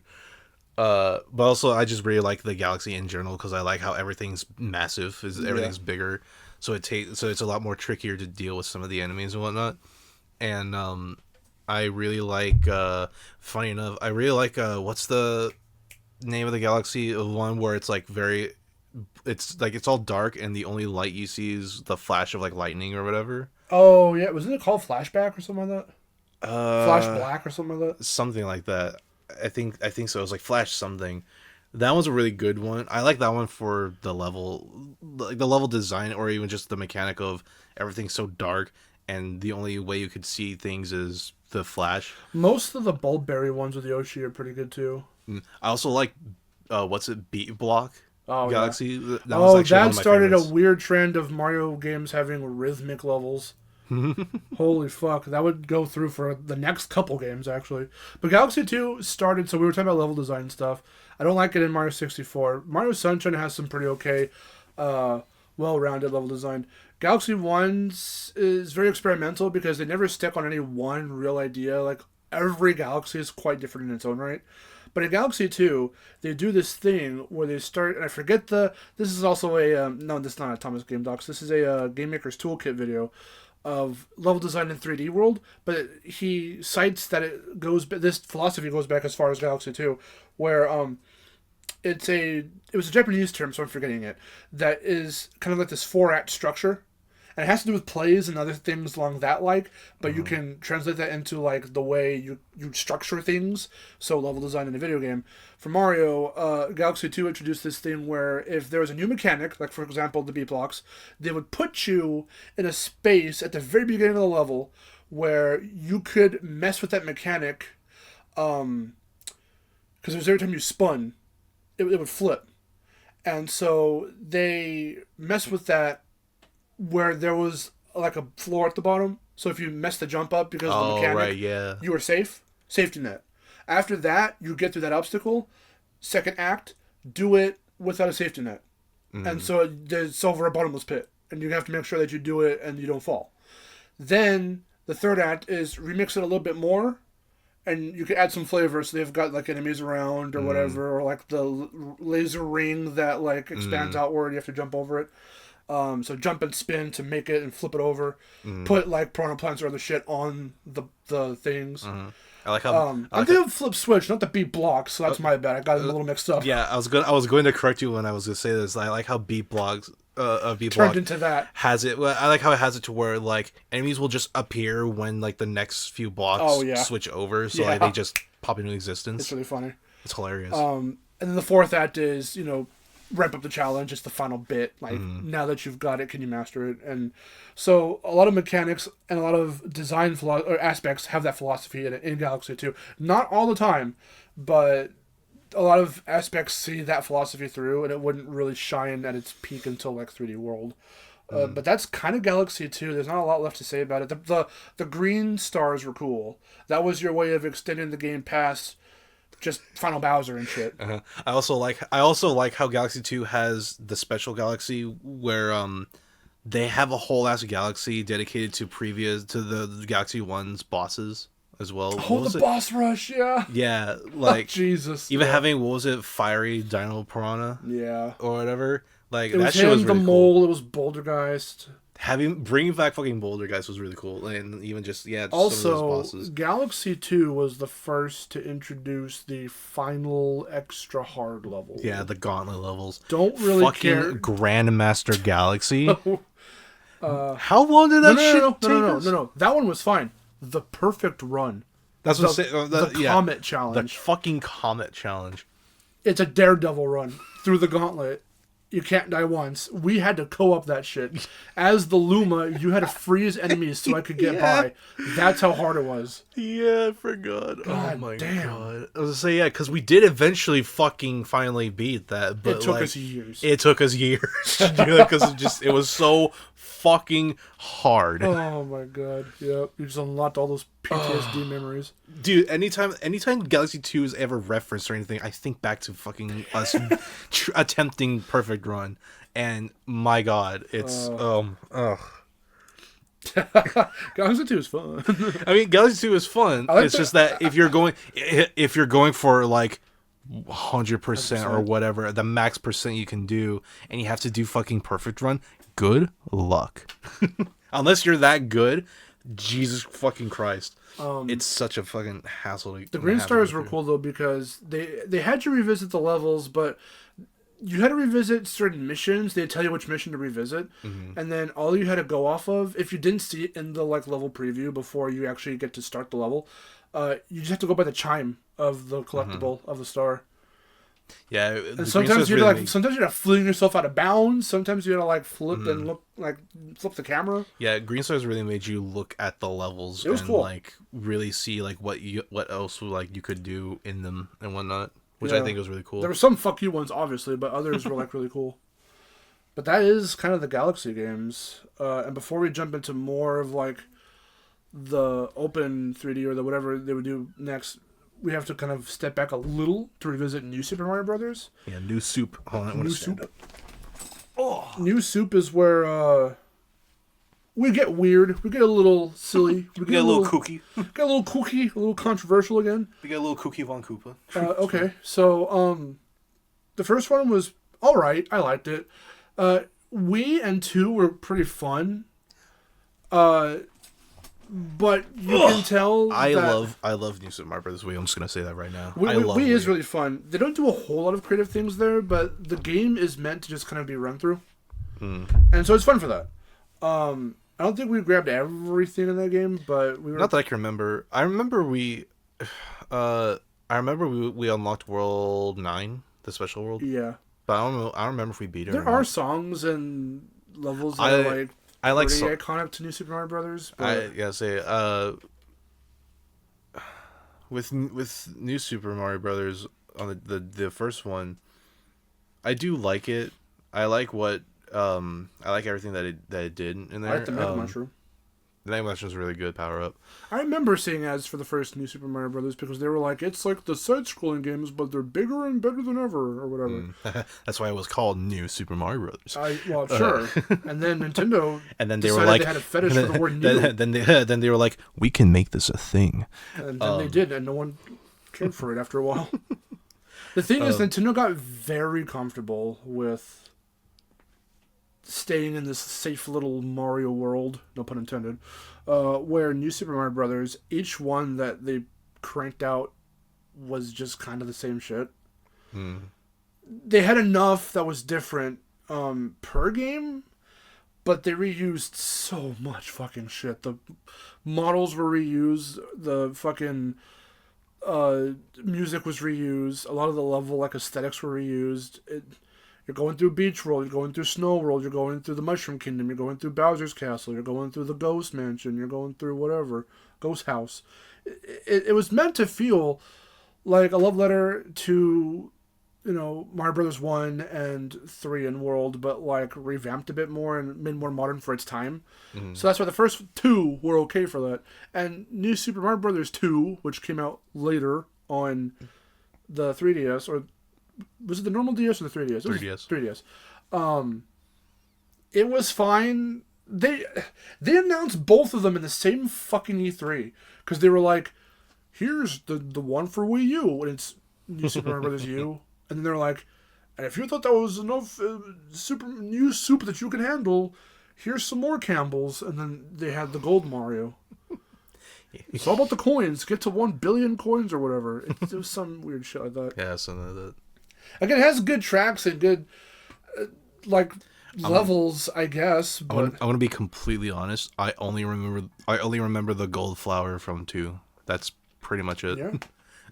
And if it's not that, then it's just everything that the game could do to give you as many coins as it could in each level. Yes. Because there was a coin counter. Not just the main coin counter, but like there was a counter for all the coins in total that you've racked up. And the main menu would change accordingly. Yeah. But after a while, I mean, because we're not even... there was also way later Mario Run, which was on the iOS. It's just reusing New Super Mario Brothers assets. Yeah. There's also the New Super Mario Brothers stuff in Mario Maker, which is fine. Here's all the assets. Now you get to make your own levels. There was, for the Year of Luigi, New Super Luigi U. It's the same game. There's new levels. They're challenging levels. You play as Luigi, the 2 Toads, and Nabbit, if I remember right. Isn't that also when Nabbit was introduced? Nabbit was introduced in U, in general. Because there were levels where you had to go catch him. Oh, but he became a playable character in Luigi U. Yeah, and then they were like, let's keep this character. That was cool, though. He's a cool Which I addition. do like, yeah. Point being, though, there's too much soup. My belly is filled with soup. And I can't take any more. Nintendo got really comfortable with, like, reusing all these assets and all this music, all this shit, that, like, it got stale fast. It got real stale real fast. It got stale from Wii U onward. That's what I'm saying. Yeah. 2 games in. The first new soup was alright. Wii was pretty cool too. It doesn't do anything incredibly, innovative, but it was fun for a time waster and for just doing whatever. We played it plenty when we were little. Yep. We found our own like infinite 1-ups and what have you. Oh yeah. But after that, okay, I'll say this: Wii was New Super Mario Brothers U. Yeah, New Super Mario Brothers U. It was fine for what it's worth, but it is very repetitive. Like after a while, I liked it because it was the first HD 1080p Mario, and so it showed what the graphics could look like and how. Basically, it was good with the lighting and the shading. That was the main thing. It looked really pretty. Yeah, New Super Mario Brothers U, Plus, Nintendo that was a launch Land, title. and it was a launch title. Yeah. So it helped to portray what the gimmick of the Wii U was. Because that Wii U trailer opens with New Super Mario Brothers U, and they're playing on it, and then someone wants to watch football. Can you change it? And like, okay. And then they just go onto their gamepad. And that was supposed to be the grab right then and there. You can play on the TV or play on the gamepad. And then everyone was like, what? Yeah,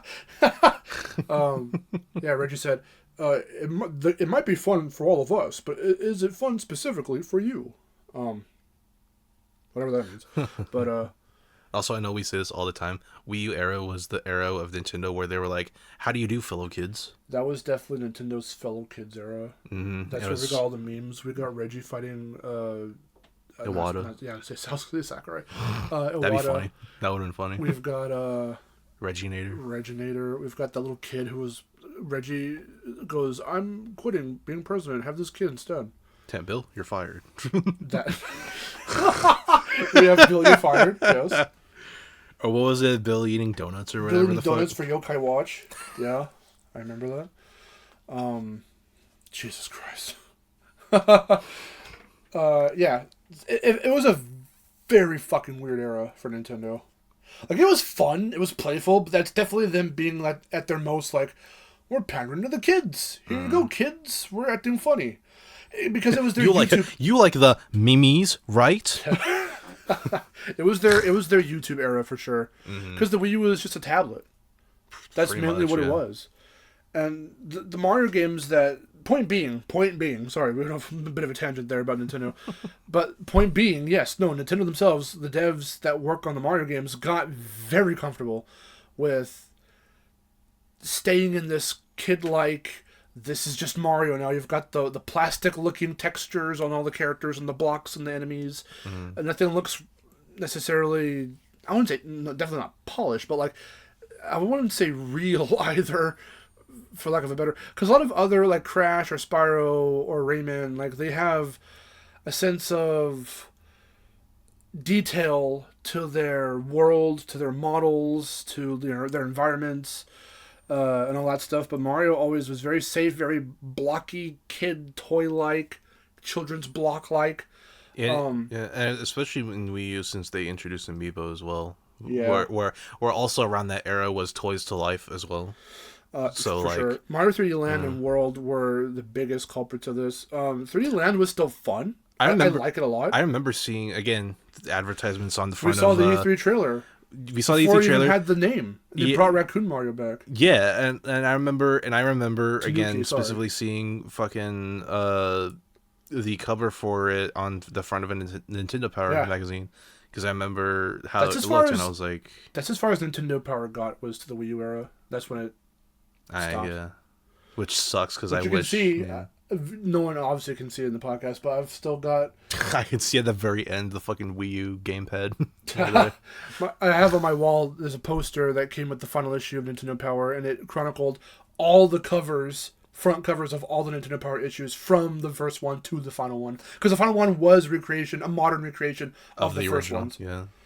It's a claymation thing of Mario fighting like Bowser or whatever. Yeah, even bringing back, what were their fucking names?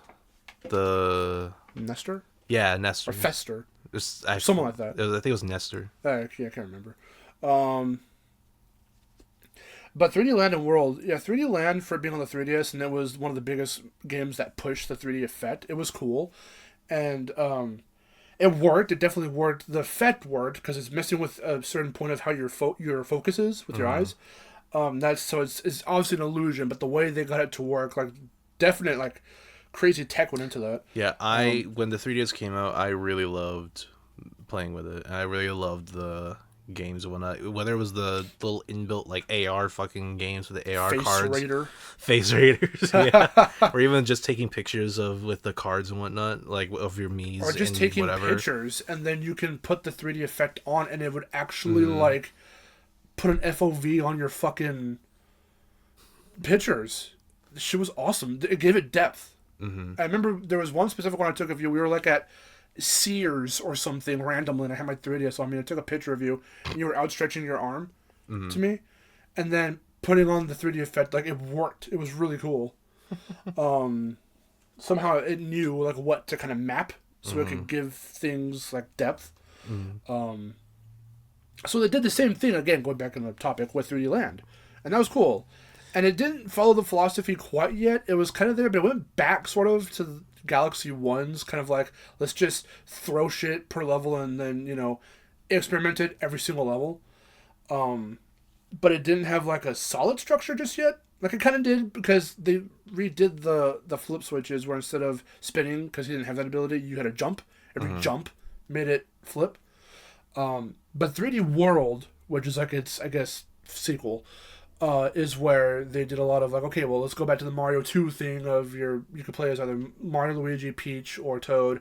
They made it a big thing like, oh, this is the first one in a very long time where Peach doesn't get kidnapped. You can play as her because every other one up to that point she was kidnapped. So they go after the Sprixies or whatever they're called, and you have to save them. And so 3D World had some really good music. Every time I think like good Mario music, I think back like consistent soundtrack all across the board. One of them I think of is not just picking out any one favorite, because I still could do that, but a consistently great soundtrack all throughout would be 3D World. There's definitely one that comes to mind immediately. Yeah, because I like 3D Land. I like 3D Land. I beat it like all the way through. The 3D World, I remember it more so. Like 3D Land, yeah. I only remember certain levels. The one level, the only real levels I remember from 3D Land are the worlds where they use the 8-bit sprites for different areas and platforms and whatnot. Yeah. And I forget those free falling areas with the block.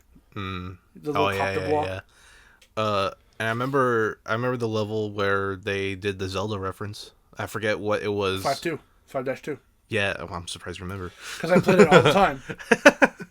It was top down and it played like a Zelda game. And there's that secret area where you can go through and let the torches and it goes and then you unlock it. Shit was dope.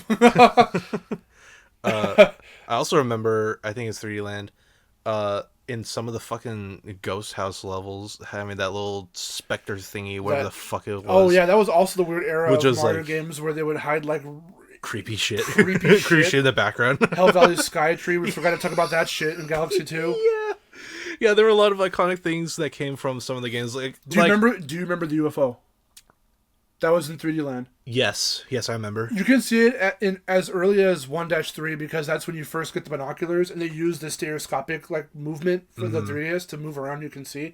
You're supposed to look at Toad, but if you look up into the sky for like maybe 15 seconds, you can see a UFO like just kind of come and it'll just appear. Speeds around and then it'll just appear. Yeah, it'll appear, move around like a bit, and then it will just fly off, and then you would never see it again in the level. Weird, creepy Easter eggs. It had that weird ghost in it. What else was I gonna say about 3D World? 3D World, I like it. I like that 3D World brought back the fucking bullies, and they just made them like night dudes or whatever. Yeah. Like it's like it's like holy shit, the bullies from Mario 64, and like this is like what they will look like updated and whatnot. I think there's even like the big bullies were like knights or whatever. Yeah. One of them was a boss. I would say one of them was a boss. You had to put them through the pipe and they got all skinny and then you just smack them. Mm-hmm. Yeah, they didn't bring them back after that. They're not in Odyssey or anything like that. That is where Mario 3D World, Jesus Christ, is where that philosophy comes into play, full on, with the 4-act structure. So it has really great level design. I also like how. However, yeah. I was gonna say I like how they brought back Boom Boom from 3, and then they were like, let's give him a female counterpart called Pom Pom, and then make her a ninja. And then they were like characters. Then they were like, what if we put them in Mario Kart Tour? Well, they also said, what if we put them in Mario Party? I mean, yeah. They did. I forgot about that. What if we make them the fucking goalies in a new Mario Strikers? But again, we get a lot of the sterilization of just the aesthetics of Mario, and it all felt very samey. And again, they reuse a lot of... Because a lot of the music that's in 3D Land and World are remixes. They don't sound as spacey or whatever, and I think they went back to MIDI. They're just remixes of the tracks from Galaxy 1 and 2. Like the Mario World athletic theme, or the Mario 3 athletic theme, or like the main Super Mario Brothers theme. They just reused those tracks like over and over and over. World Bowser theme is the best theme. Oh yeah. I love World Bowser's like. I like when he first appears, in like an airship or some shit, or like the train or whatever, because that shit just straight up sounds like Rayman 3's the Hood Stomper. I like how Bowser just straight up has a car in some of his boss fights, Yeah. which I think is just funny. Oh, and the Year of Luigi was really, really in full effect there because you could find like the giant fucking Luigi like in the water. Oh yeah. Or like as part of confetti that would just shoot out every so often, or hidden in the just level hidden somewhere. in the levels somewhere. Some of the levels somewhere. So like I said, it has great level design. However, for one player, because this was the first 3D Mario. Ooh, oh. That was multiplayer. New Super Mario Brothers was a side scroll that was multiplayer. Didn't really work well there either. But it really doesn't work in 3D World. Oh my god, it's hell. It's hell.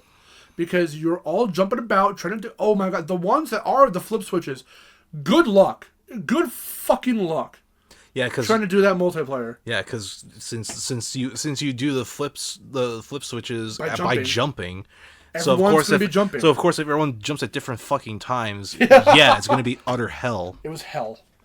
Trying to do that. God, it sucked. Like, I like how... Plus you're tethered, like, you're confined by the boundaries of the screen. If one player jumps ahead...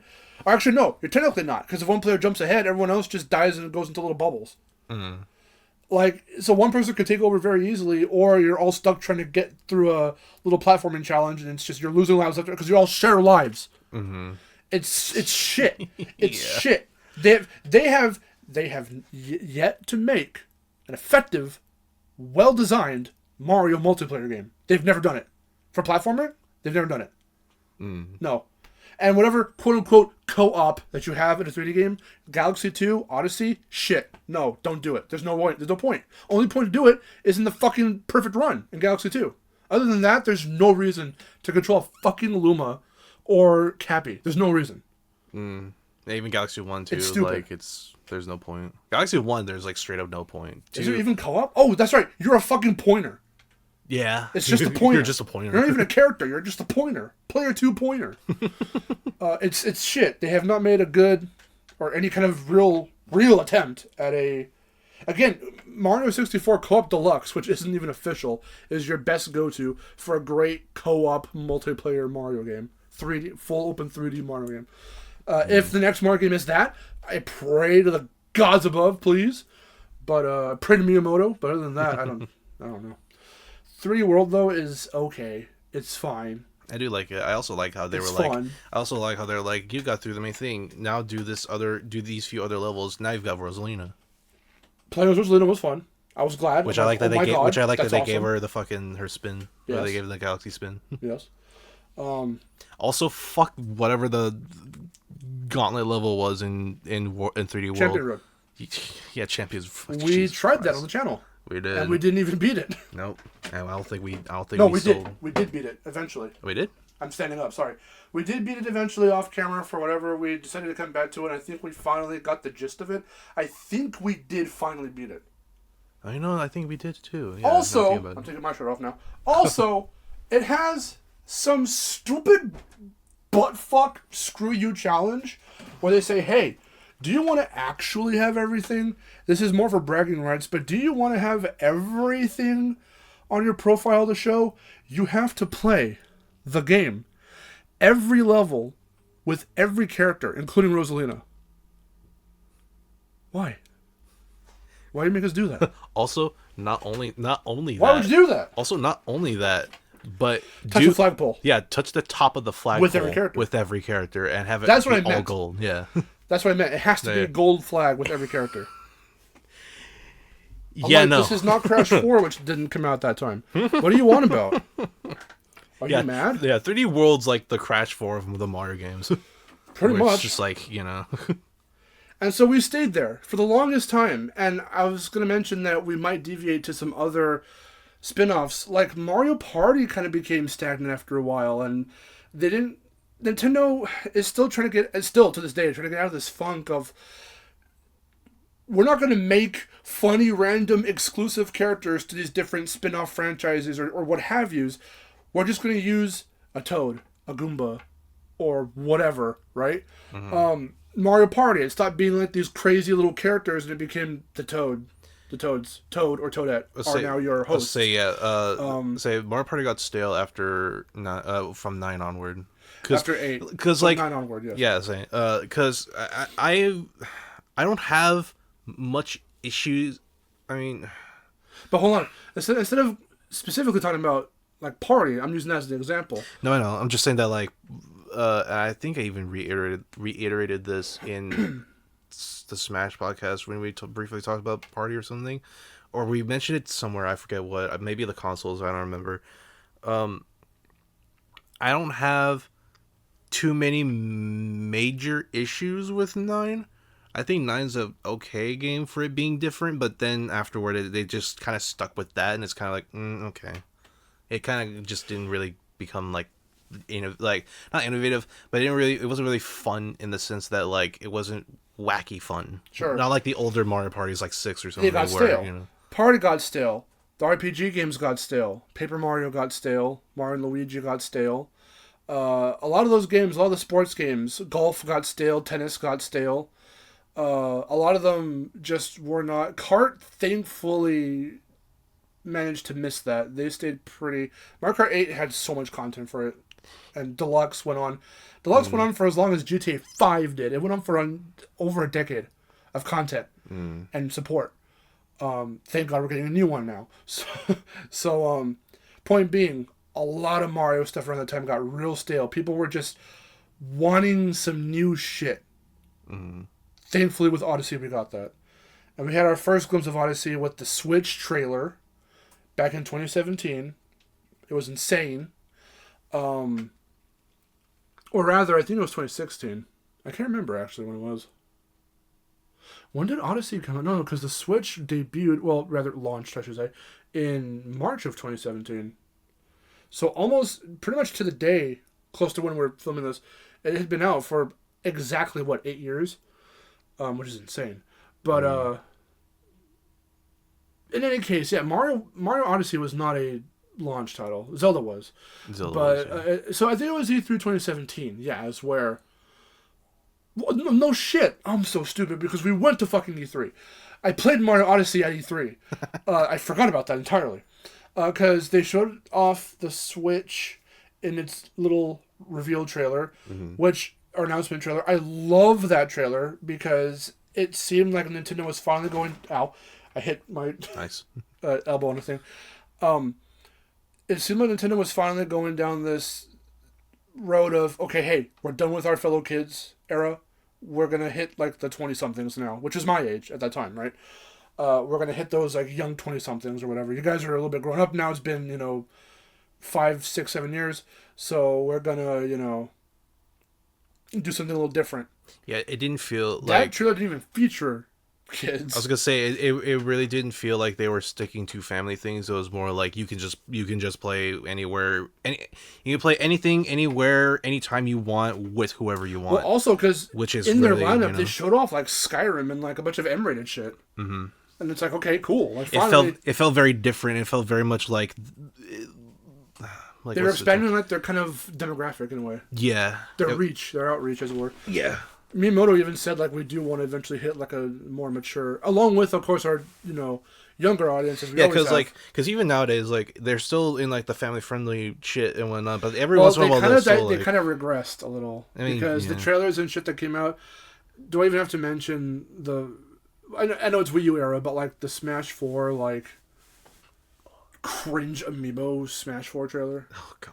That shit. They did some of that stuff again in later Switch things. You had ARMS, you had, like, Breath of the Wild, all that stuff. But Mario Odyssey was a breath of fresh air.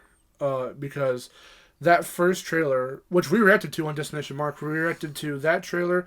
I didn't get to react to the E3 trailer because I was there, but I played it, and it was a lot of fun. I played Toast Arena. I loved it.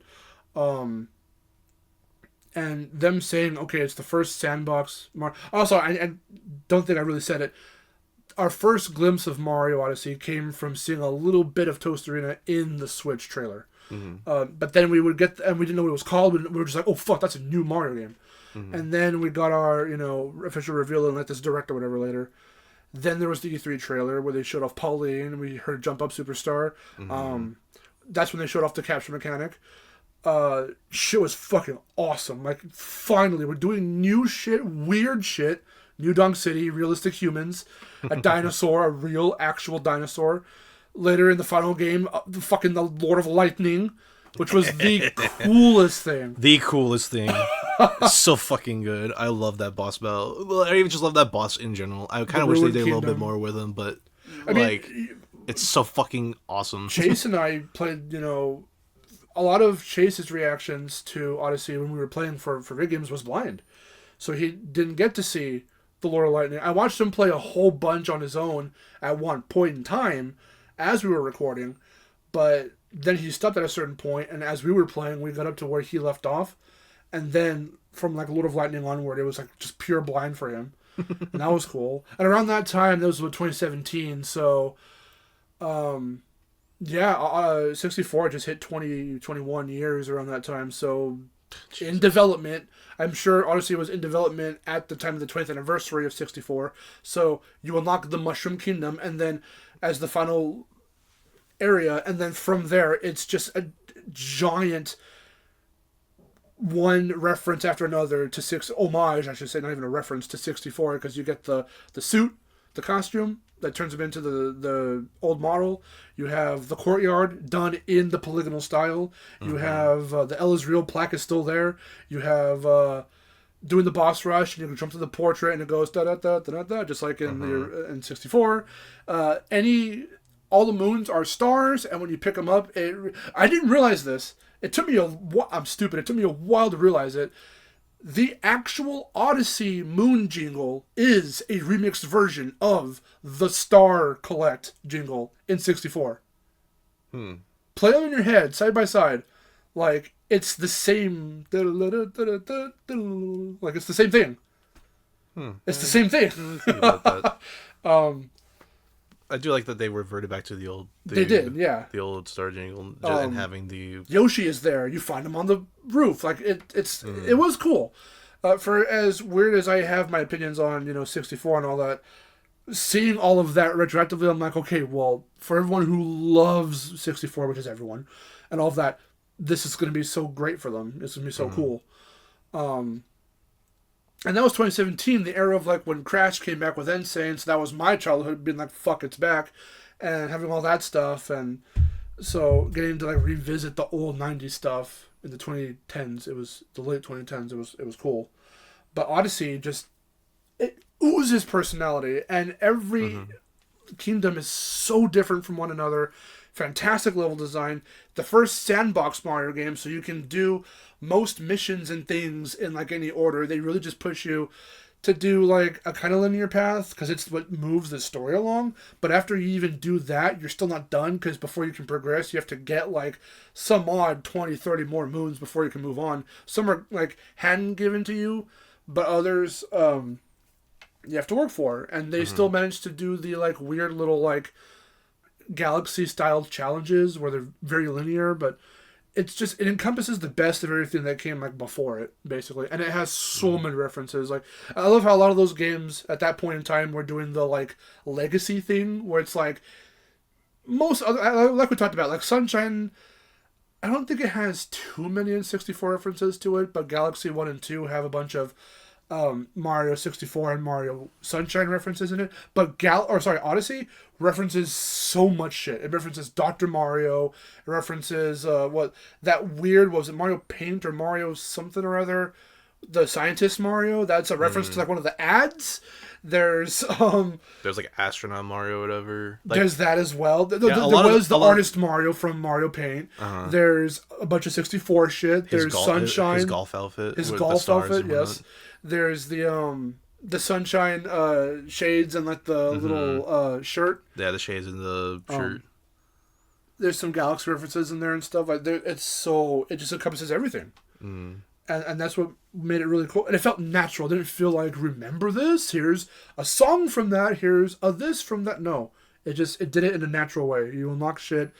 And so it made getting costumes so cool. Buying them. Seeing, what was there. 10 New Donk is best place. I love it. I love the two biggest landmark areas are the middle of the game and the end of the game, because you have Jump Up Superstar, New Donk, the festival, fucking peak, and then you have the escape sequence on Honeymoon Ridge, and it's the coolest shit. playing as Bowser and having the song, it's so fucking cool. Yeah. Oh my god, yeah. It's so good. Yeah, and because of just how rich it is and the fact that there are so many enemies, both old classic enemies and brand new Odyssey specific enemies they brought in, and you can capture all of them and you can get I feel like there's still some untapped potential with that, which is why when we get to in a minute what could be the next Mario, I'm hoping to a degree that it is Odyssey 2, because I feel there's so much more you can do with it. Because there are chain chomps and Goombas and Koopas and stuff like that, but like what about bloopers or whatever else, right? Like even some new Super Mario Brothers enemies you could bring in, or whatever the case may be. Like there's so many enemies you could bring back. Yeah, I even like the unique bosses and whatnot that they had for like the major bosses, like Torque Drift. Torque Drift is one of the coolest fucking... He's my favorite of the new bosses like that. That speaking of, again, music, the music, again, on point. I love Toast Arena. I love... Torque Drift's favorite boss music. Because it sounds nothing like Mario. Everyone goes, what is this Half-Life sounding ass shit? Fucking Valve, Gabe Newell himself farted this music out. What the fuck is this? Doing in a Mario game. And I'm like, yes! That is my lifeblood. Give me more shit that is not traditional Mario. Give me it. It's so good. I really love it. I do like a lot of tracks and whatnot. Like besides Jump Up Superstar and all that stuff. Like in terms of some of the levels, some of the sub areas, and the Bossa Nova music from what's that stage? Oh god damn it! It's right there. Oh no! I'm forgetting the name. The beach level. From Odyssey? Yeah. Oh shit, what was that place called? With the big old octo boy you have to murder. The sparkling water. That level, anyway. I'm forgetting the name of it at the moment. Yeah, I'm forgetting the name of it too. But the music is Bossa Nova, and it's just, god, it's so good. It's such a fucking vibe. Yeah, most of the levels are just like a vibe. What's a really good one? Steam Garden? Is that that's place? What Torque Drift is. Yeah, like I like that music. Most people, a lot of people like them. I love Toast Arena's music. Toast Arena is really good. I also really like Oh, should we take that? Speaking of Toast Arena, do we take the time to address the elephant in the room? Oh, I was like, wait, what? No. Listen, guys, it's perfectly fine for Mario, an Italian, to dress up like a Mexican because it's not racist. In fact, everyone who was ever Mexican or straight Spanish looked at that and thought it was fine. It's okay. It's not racist. My God. They even poked fun. I think it was a very Take-Two move on Nintendo's part when there was that one, I don't know if it was a Super Bowl ad or what, it was a CGI ad of Mario and a bunch of realistic guys as the New Donk people. Oh! And he runs by two Mexicans in his sombrero. I forgot and his poncho, and they looked at each other like, "Whoa!" And it was funny, and they made it out to be funny. I forgot. This happened after the controversy. That was so fucking funny. Point being, too, okay. So the reason why it's a controversy is because that was a picture of him in that getup was supposed to be part of the concept, or rather the artwork, the box art. Yeah, it's supposed to be part people of the box art. Complain. I don't know who fucking these people are, but some mysterious people. These ethereal demons complained. Came out of the Shadow Realm, and they were like, "Take this shit out of the box art." And it's like, then they did, and it's like, the fuck. It's like, okay, whatever. It wasn't racist. It wasn't offensive. He has a fucking. Doesn't he have an Indian headdress in that game? Doesn't he have an Indian headdress? Or one was planned at the very least. One was planned, I think. Okay. I think it was planned, and then they took it out. Probably because of the. I don't know. It was stupid and weird.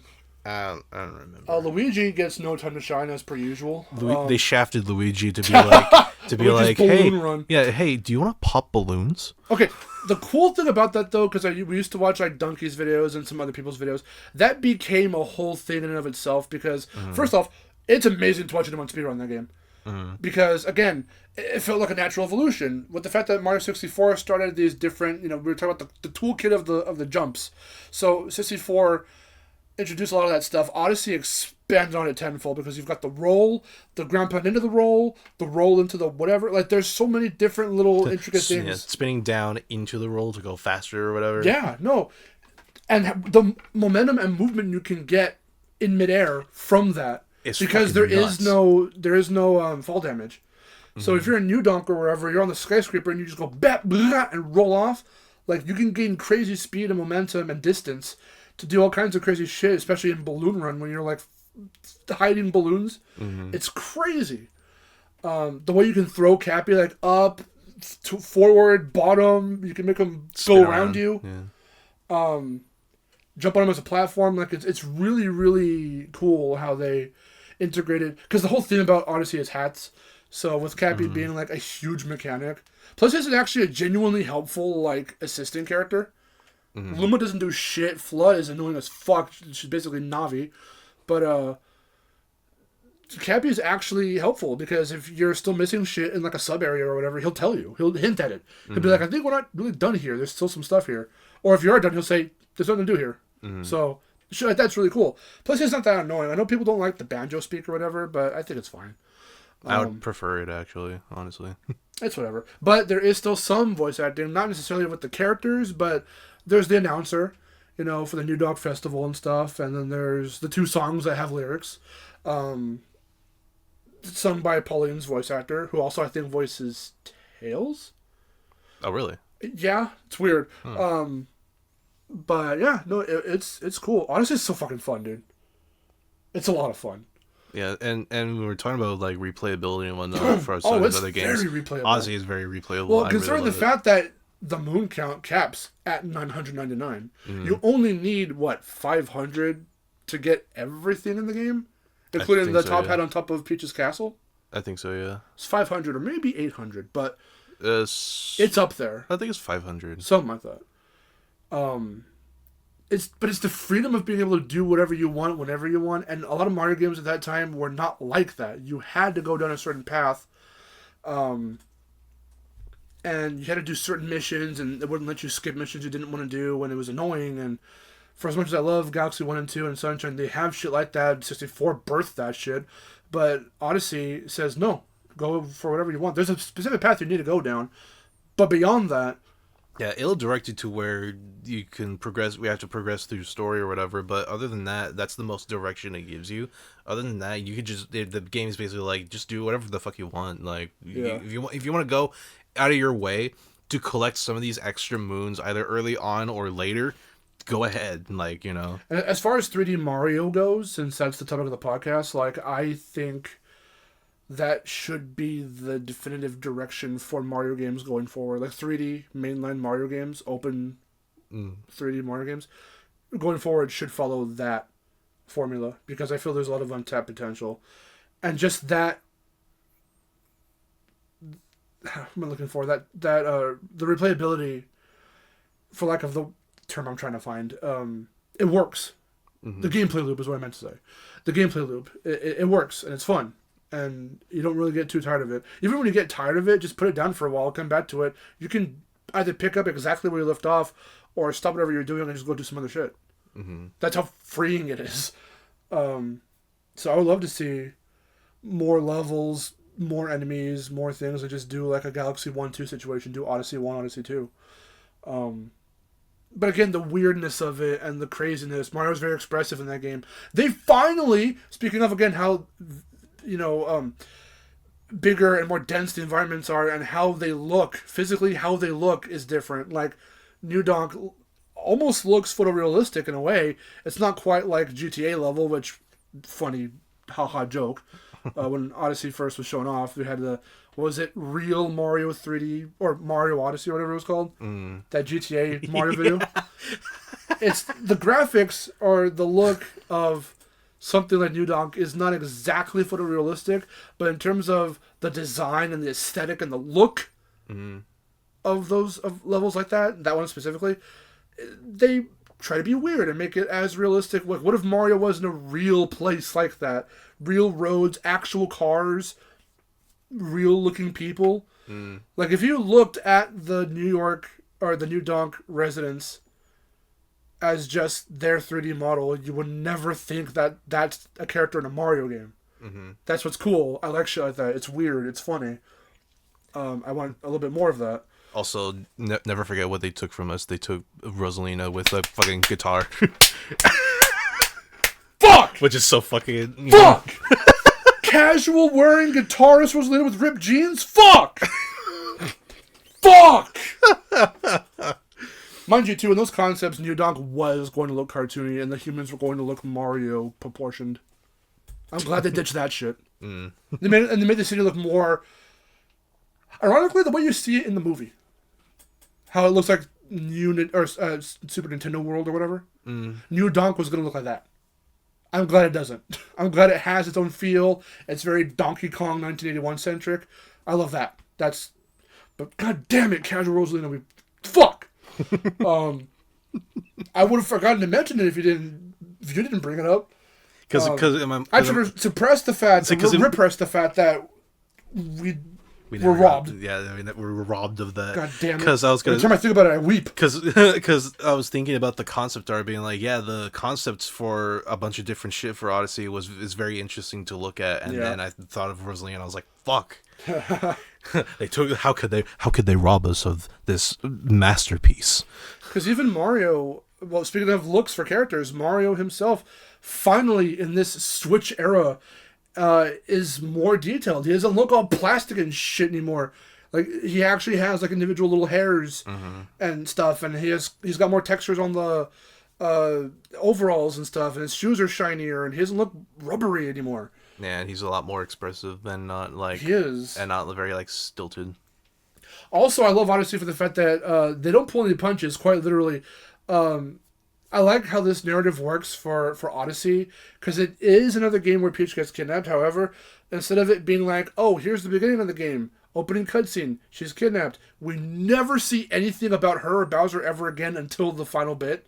No, Mario is in active pursuit throughout the entire game, and he almost catches up to them at least 3 or 4 different times. Every time, Bowser just, boom, and he beats the Mario gets the shit kicked out of him in that game. And I like it, because it's like, okay, we're finally doing, like, shit that feels a little fresher, like, it's not always such a happy, like, straightforward adventure, like, no, Bowser's actually serious this time, and he's beating the shit out of Mario. It's funny. It opens with them in mid-fight! Mid-fight! I also like Bowser's influence throughout the different places that you go. Yeah. You see his footprints, or you see the posters, or people will say, oh, that monster took our shit. Yeah, it's cool. I need them to do more of that, please. It's so good. They finally have a lock on how to do everything right. Everything we complained about in this podcast. With Sunshine, with Odyssey. The free roaming camera is back. All that stuff. Partial voice acting is back. They did it all right. And it feels so... It's not entirely flawless, but I'd be hard-pressed to find any immediate flaws right now. I'd say Odyssey... Even the Gauntlet level isn't that bad, and it really does test you on how to use some of those enemies' abilities and how to use Mario's own abilities. Yeah, Odyssey, I think, is the one Mario game where it's very close to, like... This is what a Mario game should be. Yeah. You know, like, I feel like Odyssey set the precedent for what it should be. It's taking everything that came before and, like... And just redefining it and making it better and making it, like, work. Like, the quintessential, like, the definitive experience. And that would just continue, finally, thank God, into the new... into the 2D stuff with Wonder. And Wonder... Coming to more of, like, the end of Switch 1's kind of lifespan... Because we also had, like, Mario RPG and stuff like that, where we have little tiny squished baby buttfuck Mario. And we're finally getting... Little Gremlin Mario. And, like, finally, we're doing weird shit with him. I mean, I know Little Gremlin Mario started, like, in, New Super Mario Brothers or whatever. But, like, using him as, like, okay, this is just his look in this game. Like, fuck it, whatever. Like, yes. Like, do weird shit with them. It's funnier, and it's better, and it's fresh... when you can just say fuck it and put them in cool little scenarios, give them cool abilities. Again, Wonder just fucking oozes personality, and that's specifically because that team was comprised of a bunch of younger Nintendo employees that the higher-ups and Miyamoto and them just said, hey, brainstorm a bunch of shit, and if it sounds good, do it. Basically is what they were told. They brainstormed. Do it for the vine. Yeah, they brainstormed hundreds of ideas, and most of them made it in. Like, there wasn't a whole lot. all long those, Mario. All those turn into, I wonder what a Goomba tastes like. You have the Goomba Mario and gang. Nabbit's back. You have Yoshi's and Toads. Daisy is playable in this one. But I know you were like, oh, fuck, in that reaction video. You could be elephant, and then that turned into a thing. That did. You're goddamn right, it did. Mm-hmm. But no, like, we're finally getting really, really weird. We're getting experimental. And again, they keep bringing back old shit. You've got Metal Mario from 64 with the theme song. That was fucking dope. The airships come back, and they are, like, really, really refined for this game. And because it's Super Mario Brothers Wonder, so because this feels like what New Super Mario was supposed to be or trying to be, but I guess we needed New Super Mario Brothers to walk so this could run.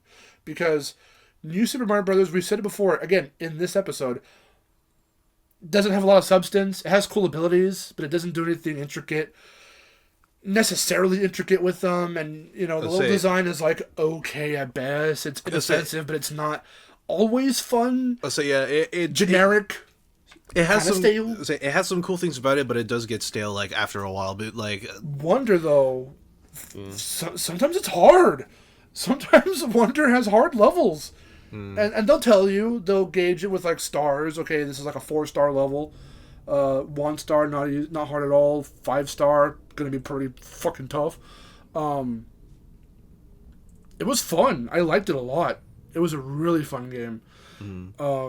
I love the Bowser fight. The final Bowser fight. Yeah. It's really good. Thank God they didn't do co-op in this one. I lied, they did. However, I do like the kind of internet connectivity thing, because instead of playing with others online necessarily, you get to, like, see them as ghosts and, like, little ghosts, but they're playing in real time with you if you have this function on, and then you can kind of help just random strangers, and they can help you to uncover secrets and get past, like, platforming challenges and shit, and that's cool. I didn't use that myself because I wanted to, like, figure everything out on my own, which I did.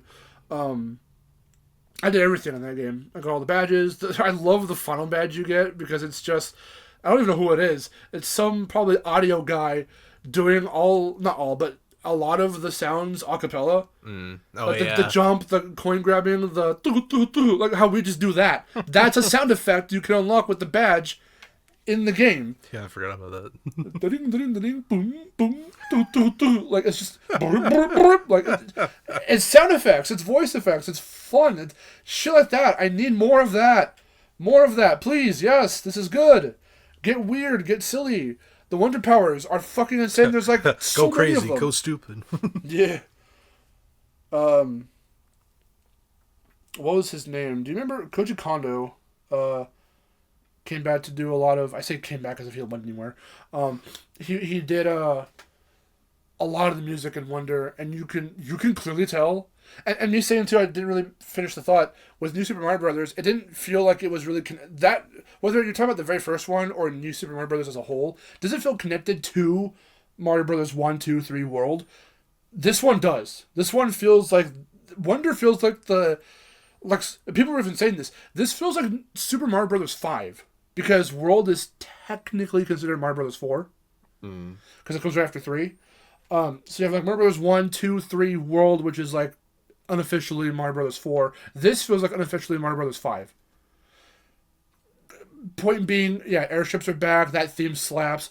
A lot of Koji Kondo's music that he did in that game sounds like it came straight from the NES SNES era. There's one specific Wonder theme. Anyone who's listening right now knows what I'm talking about. That it just sounds like it was ripped from World. Straight up. It sounds like a World song. It doesn't even sound like it's a modern song. Or like it was remixed from an old song. No, that's an original piece. It's cool. The only thing I don't like too much about Wonder, personally, are the badges. They're fine for what they are, but they don't intuitively keep you learning about them. They'll have you learn about some of them. Some of them will have little trial levels where you can, like, test it out. But they never incentivize you, and the levels aren't very cleverly designed around the badges. They're designed around the power-ups. and the characters like kind of natural abilities. But even though the characters are kind of stuck at a base level unless you're giving them badges, because they're more like attributes. Mm-hmm. Luigi doesn't have his high jump or his little flutter jump. That's a badge, and then anyone can have that ability if you have it equipped. Mm-hmm. And that sucks because the very, very last level, it's called the final challenge, is there's the final challenge, which is a big ass hard gauntlet level. Then the final challenge is a gauntlet level that tests you on the badges, but it only tests you on very specific badges. Badges you wouldn't really need to use in the game. So why is this a thing? Like it was really weird. It took me a long time to get that level done. Fucked up invisibility badge. Holy fuck. It's so... It's not even like Smash Brothers where it like kind of shows you where you are. Like, sort of. No, you're straight invisible. And the only way you can see yourself is by the plumes of dust that you kick up when you run. Or when you land. Or what they'll do in some of those levels where you have to use that badge is they'll put a bunch of clouds. So you can see... You can cut through the clouds and make a path. And you can see that you're bounced on shit and see where you are that way. But don't uncover the clouds or else you'll lose where you are. It's weird. The badge system is about the biggest criticism I can give Wonder personally. Otherwise, that game is fucking amazing and I love it. And I haven't played it since I beat it, but I would very much be up for like playing it again. Yeah, I would be up for replaying it. And we played it as a one-off on the channel. We never did a playthrough of it. Yeah, we don't have time to do it, but we played it for the channel when it was new. Because I think everything about it in that playthrough was blind, and that first initial like hour-long or 40-minute long playthrough was blind. Yeah, and I remember being impressed by what I had seen at that point, and then I saw everything else, and then I was like, "Yep, this is a good game." I really liked what Wonder did, and I really hope we get another 2D. If not 2D, I just really hope we get another game like Wonder, where like it's just very weird and very like. We need to experiment more. Like over the top experimental, very much like this is just a thing in this game, and Mario's in it or whatever. I mean, I don't think there's been any real point the Mario series has jumped the shark yet, but I wouldn't want them to just put anything in the game, if that makes sense. Within reason that would fit in the Mario world. Some weird shit, but don't just rely on recycling old shit that we've seen or heard or enemies we've dealt with in every other like 3D game or new Super Mario Bros. Game that got stale real fast. What they're doing right now is fine and it's great because it sticks. It makes it memorable. I can't remember what World 3 of New Super Mario Bros. Wii was, but I remember World 3 of Wonder. And it was cool because they flip between some worlds don't even have bosses. You just have to clear the levels. And some levels you have to actually like legit find. Like in the desert world, there's little like mirage little waves. I didn't know what those were. I didn't see them at first. I just walked up to like an empty space in the world map, and then a level just appeared. I was like, what the fuck? Okay. Also, the best desert level we've had aesthetic in a long time because they went Arabian instead of Egyptian, and it's really cool. Oh yeah, it was really good. I also like the funny like the rhythmic levels are so good. Yeah. There's the piranha plant stuff. There's the ninjas. The ninjas. There's the spike one. Do you remember the spike one? It was really, really short. Bowser's whole thing is about... They've changed Bowser so much. He used to be like this threatening... Like if you think of his boss themes or like the music in his levels from like 64 or Galaxy or whatever, it's very, very dark and brooding because he's a bad guy.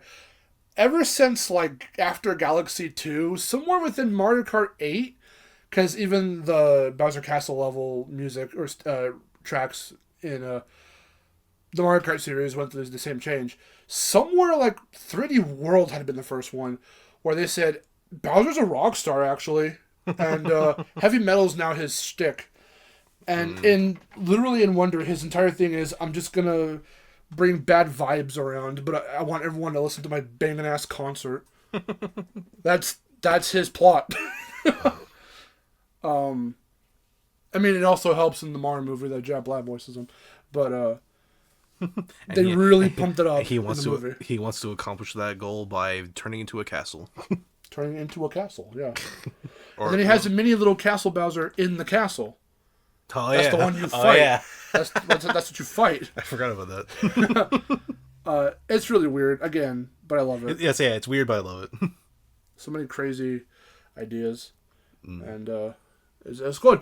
It's good. I can only imagine having the team of Wonder doing a 3D game like that.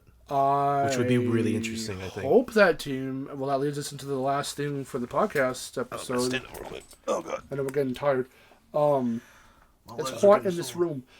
New 3D Mario! Will we see one in the Switch 2 Direct? And what do you think it will be? Will it be Odyssey 2? Will it be how you're saying? That would be very interesting if the Wonder team did...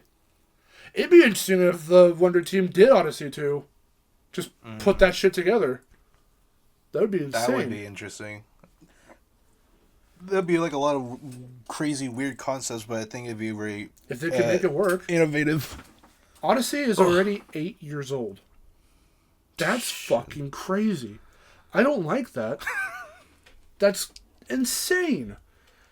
But it is going to be one of those ones that solidifies itself with the others. I mean, you kind of remember Mario 3D Land or New Super Mario Bros. U or something, but you definitely remember Galaxy 2. You definitely remember Sunshine. You're definitely going to remember Wonder and Odyssey. Mm-hmm. 20 years from now, you're going to remember Odyssey. If 64, Sunshine, and Galaxy were like the big three, and they were big enough to make an All-Stars, whatever. Yeah. Then like Odyssey and like Wonder and whatever's going to come next is like the start of like the new, like, this is what Mario is now. Mm-hmm. Yeah, definitely. And in terms of a new game, there's a weird part of me that still wants to see a Galaxy 3. It's never going to happen. I mean, same. Odyssey 2 sounds like the most realistic thing they could do. Because again, there's untapped potential in the capture mechanic and the weird shit you can just throw in there. Especially if it's the Wonder team that does it. Yeah, that'd be awesome. But even then, even if it like isn't or whatever, like I still would like an Odyssey 2 or something. Yeah. Or even just like a new, like another Wonder-esque game. Or something like that. If they do a game with like another new subtitle and it's like a completely different thing from Odyssey, I don't even know what that could be. I don't have any real expectations I wouldn't predictions. All I would want is that if it was like brand new, like disconnected from everything, I just want it to be as fun as Odyssey. I think for sure. I want to be as fun as Odyssey or Wonder or whatever, but like more so, I want to be as fun and creative and innovative as Odyssey. Yeah. Because Odyssey, I think, really set like a high precedent for modern Mario now. Yeah, it did. It totally did. I just want to see it got the series out of that funk. That's what I'm saying. It really goes to show that like because the other games we've been talking about are now starting to slowly get out of that funk. Paper Mario's, I think, slowly getting out of it. Mario and Luigi for sure, I think, is getting out of it. Mario Party is getting out of it, and Mario Kart's gonna have it. We're gonna get what I'm assuming is Mario Kart 9. So. I'm for it. I'm all for it. Yeah, and one of the things that the Mario series has been really back and forth on is characters' personalities and whatnot. It's like with the older titles, they're getting more expressive. Yeah, with the older titles, the characters were very expressive and very much had their own personalities. And then after a while in the Wii U era, they started to slowly like make them like how we've been saying, like very fluid, very plastic, very stiff, very much samey, like where it's kind of like okay, you know their personality, so this is what they're just like. And whatnot. Flanderization, that's what that is. Yeah, and they really did that, and they especially did it with the modern spin-off games as well. Like the spin-offs, the older spin-offs, all of them had their own personalities and things like that, and they were very much like, this is Mario, this is Luigi, this is whoever, and it slowly died off at some point. And then, but like nowadays, it seems like they're going back to giving them all this personality and making them be like, they're really making them feel like their own characters and not just this is what their personality is or whatever. It doesn't feel like a spreadsheet of like, this is the character. Yeah. It like, they're giving them the personality where like, this is the character, this is how they act, this is what they are like. I really think it's funny too. I do genuinely feel like Illumination did have something of an impact on Nintendo, because it wasn't long after that when we got Wonder. and all that stuff. And we got Princess Peach Showtime, where, and then Bowser on the front cover of Jamboree, where their expressions are changing. Yeah, they are more expressive. Even the fact that they were like, "Hey, let's do another Peach exclusive game as fun. Well," was very left field and very much like. I didn't beat it, but it's fun. It's really fun. You haven't played it at all, huh? No, I have the demo of it. Yeah, but I have the demo. I don't think I even beat that. Yeah, no, the full game. I do want the full game. The full game is really fun. Because it's like, it's very different. It very much shows the characters showing off their personalities, what they're like when it's not the same fucking storyline for however many years. Like, they're becoming characters again, and that's what I really want more so from the Mario series, is that I just want them to be their own characters and have them be them, and not just this is what they're like. Yeah, and that's really all we can ask for. I'm glad with the direction they're going with at the moment, so hopefully they just keep it up, and I think they will. I mean, again, that Mario Kart teaser. They changed them again. Like Mario and Luigi look like they're from the N64 era. Peach looks more expressive. Straight up making DK look different. DK looks way different. So people are saying Bowser looks different. I didn't see much of a difference, but maybe even just making them squash and stretch and whatnot. Giving them more of a personality, more just doing more, making them feel very cartoony. They're supposed to be. They always have been, obviously, but it got stale after it got a little stiff after a while. Even the animations weren't all that great. And they were reused, recycled, and all that stuff. But no, they're getting a lot better now. And Wonder definitely proved how making them a little cartoonier, a little more expressive can go a long way with just, again, that game and Odyssey oozed personality because they allowed themselves to be weirder with it. And to be given that creative freedom to just kind of just do whatever. And I feel like that's what Mario is best at. I feel like that's where it's...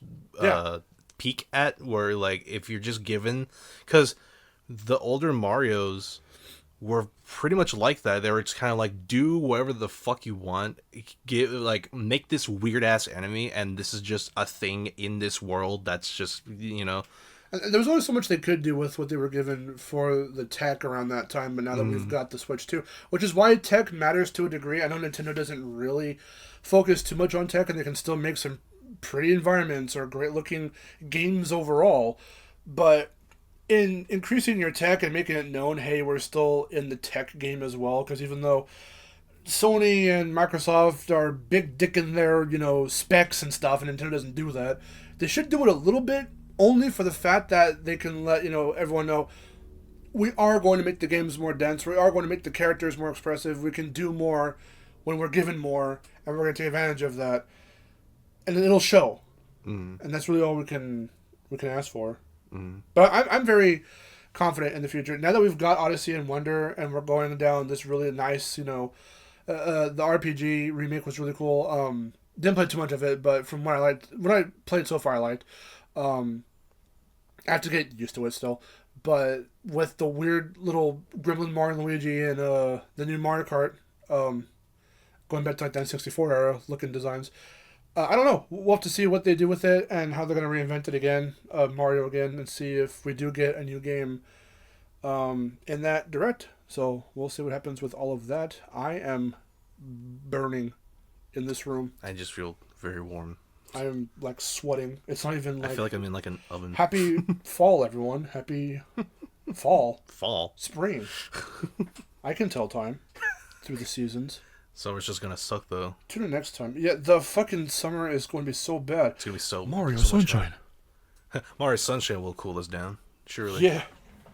We'll see what the future of Mario is in the Switch tutor. I'd put your predictions in the... Get your bingo cards. Yeah, and we won't read them. No, we will. Let's make bingo cards. Where's everyone going? Bingo.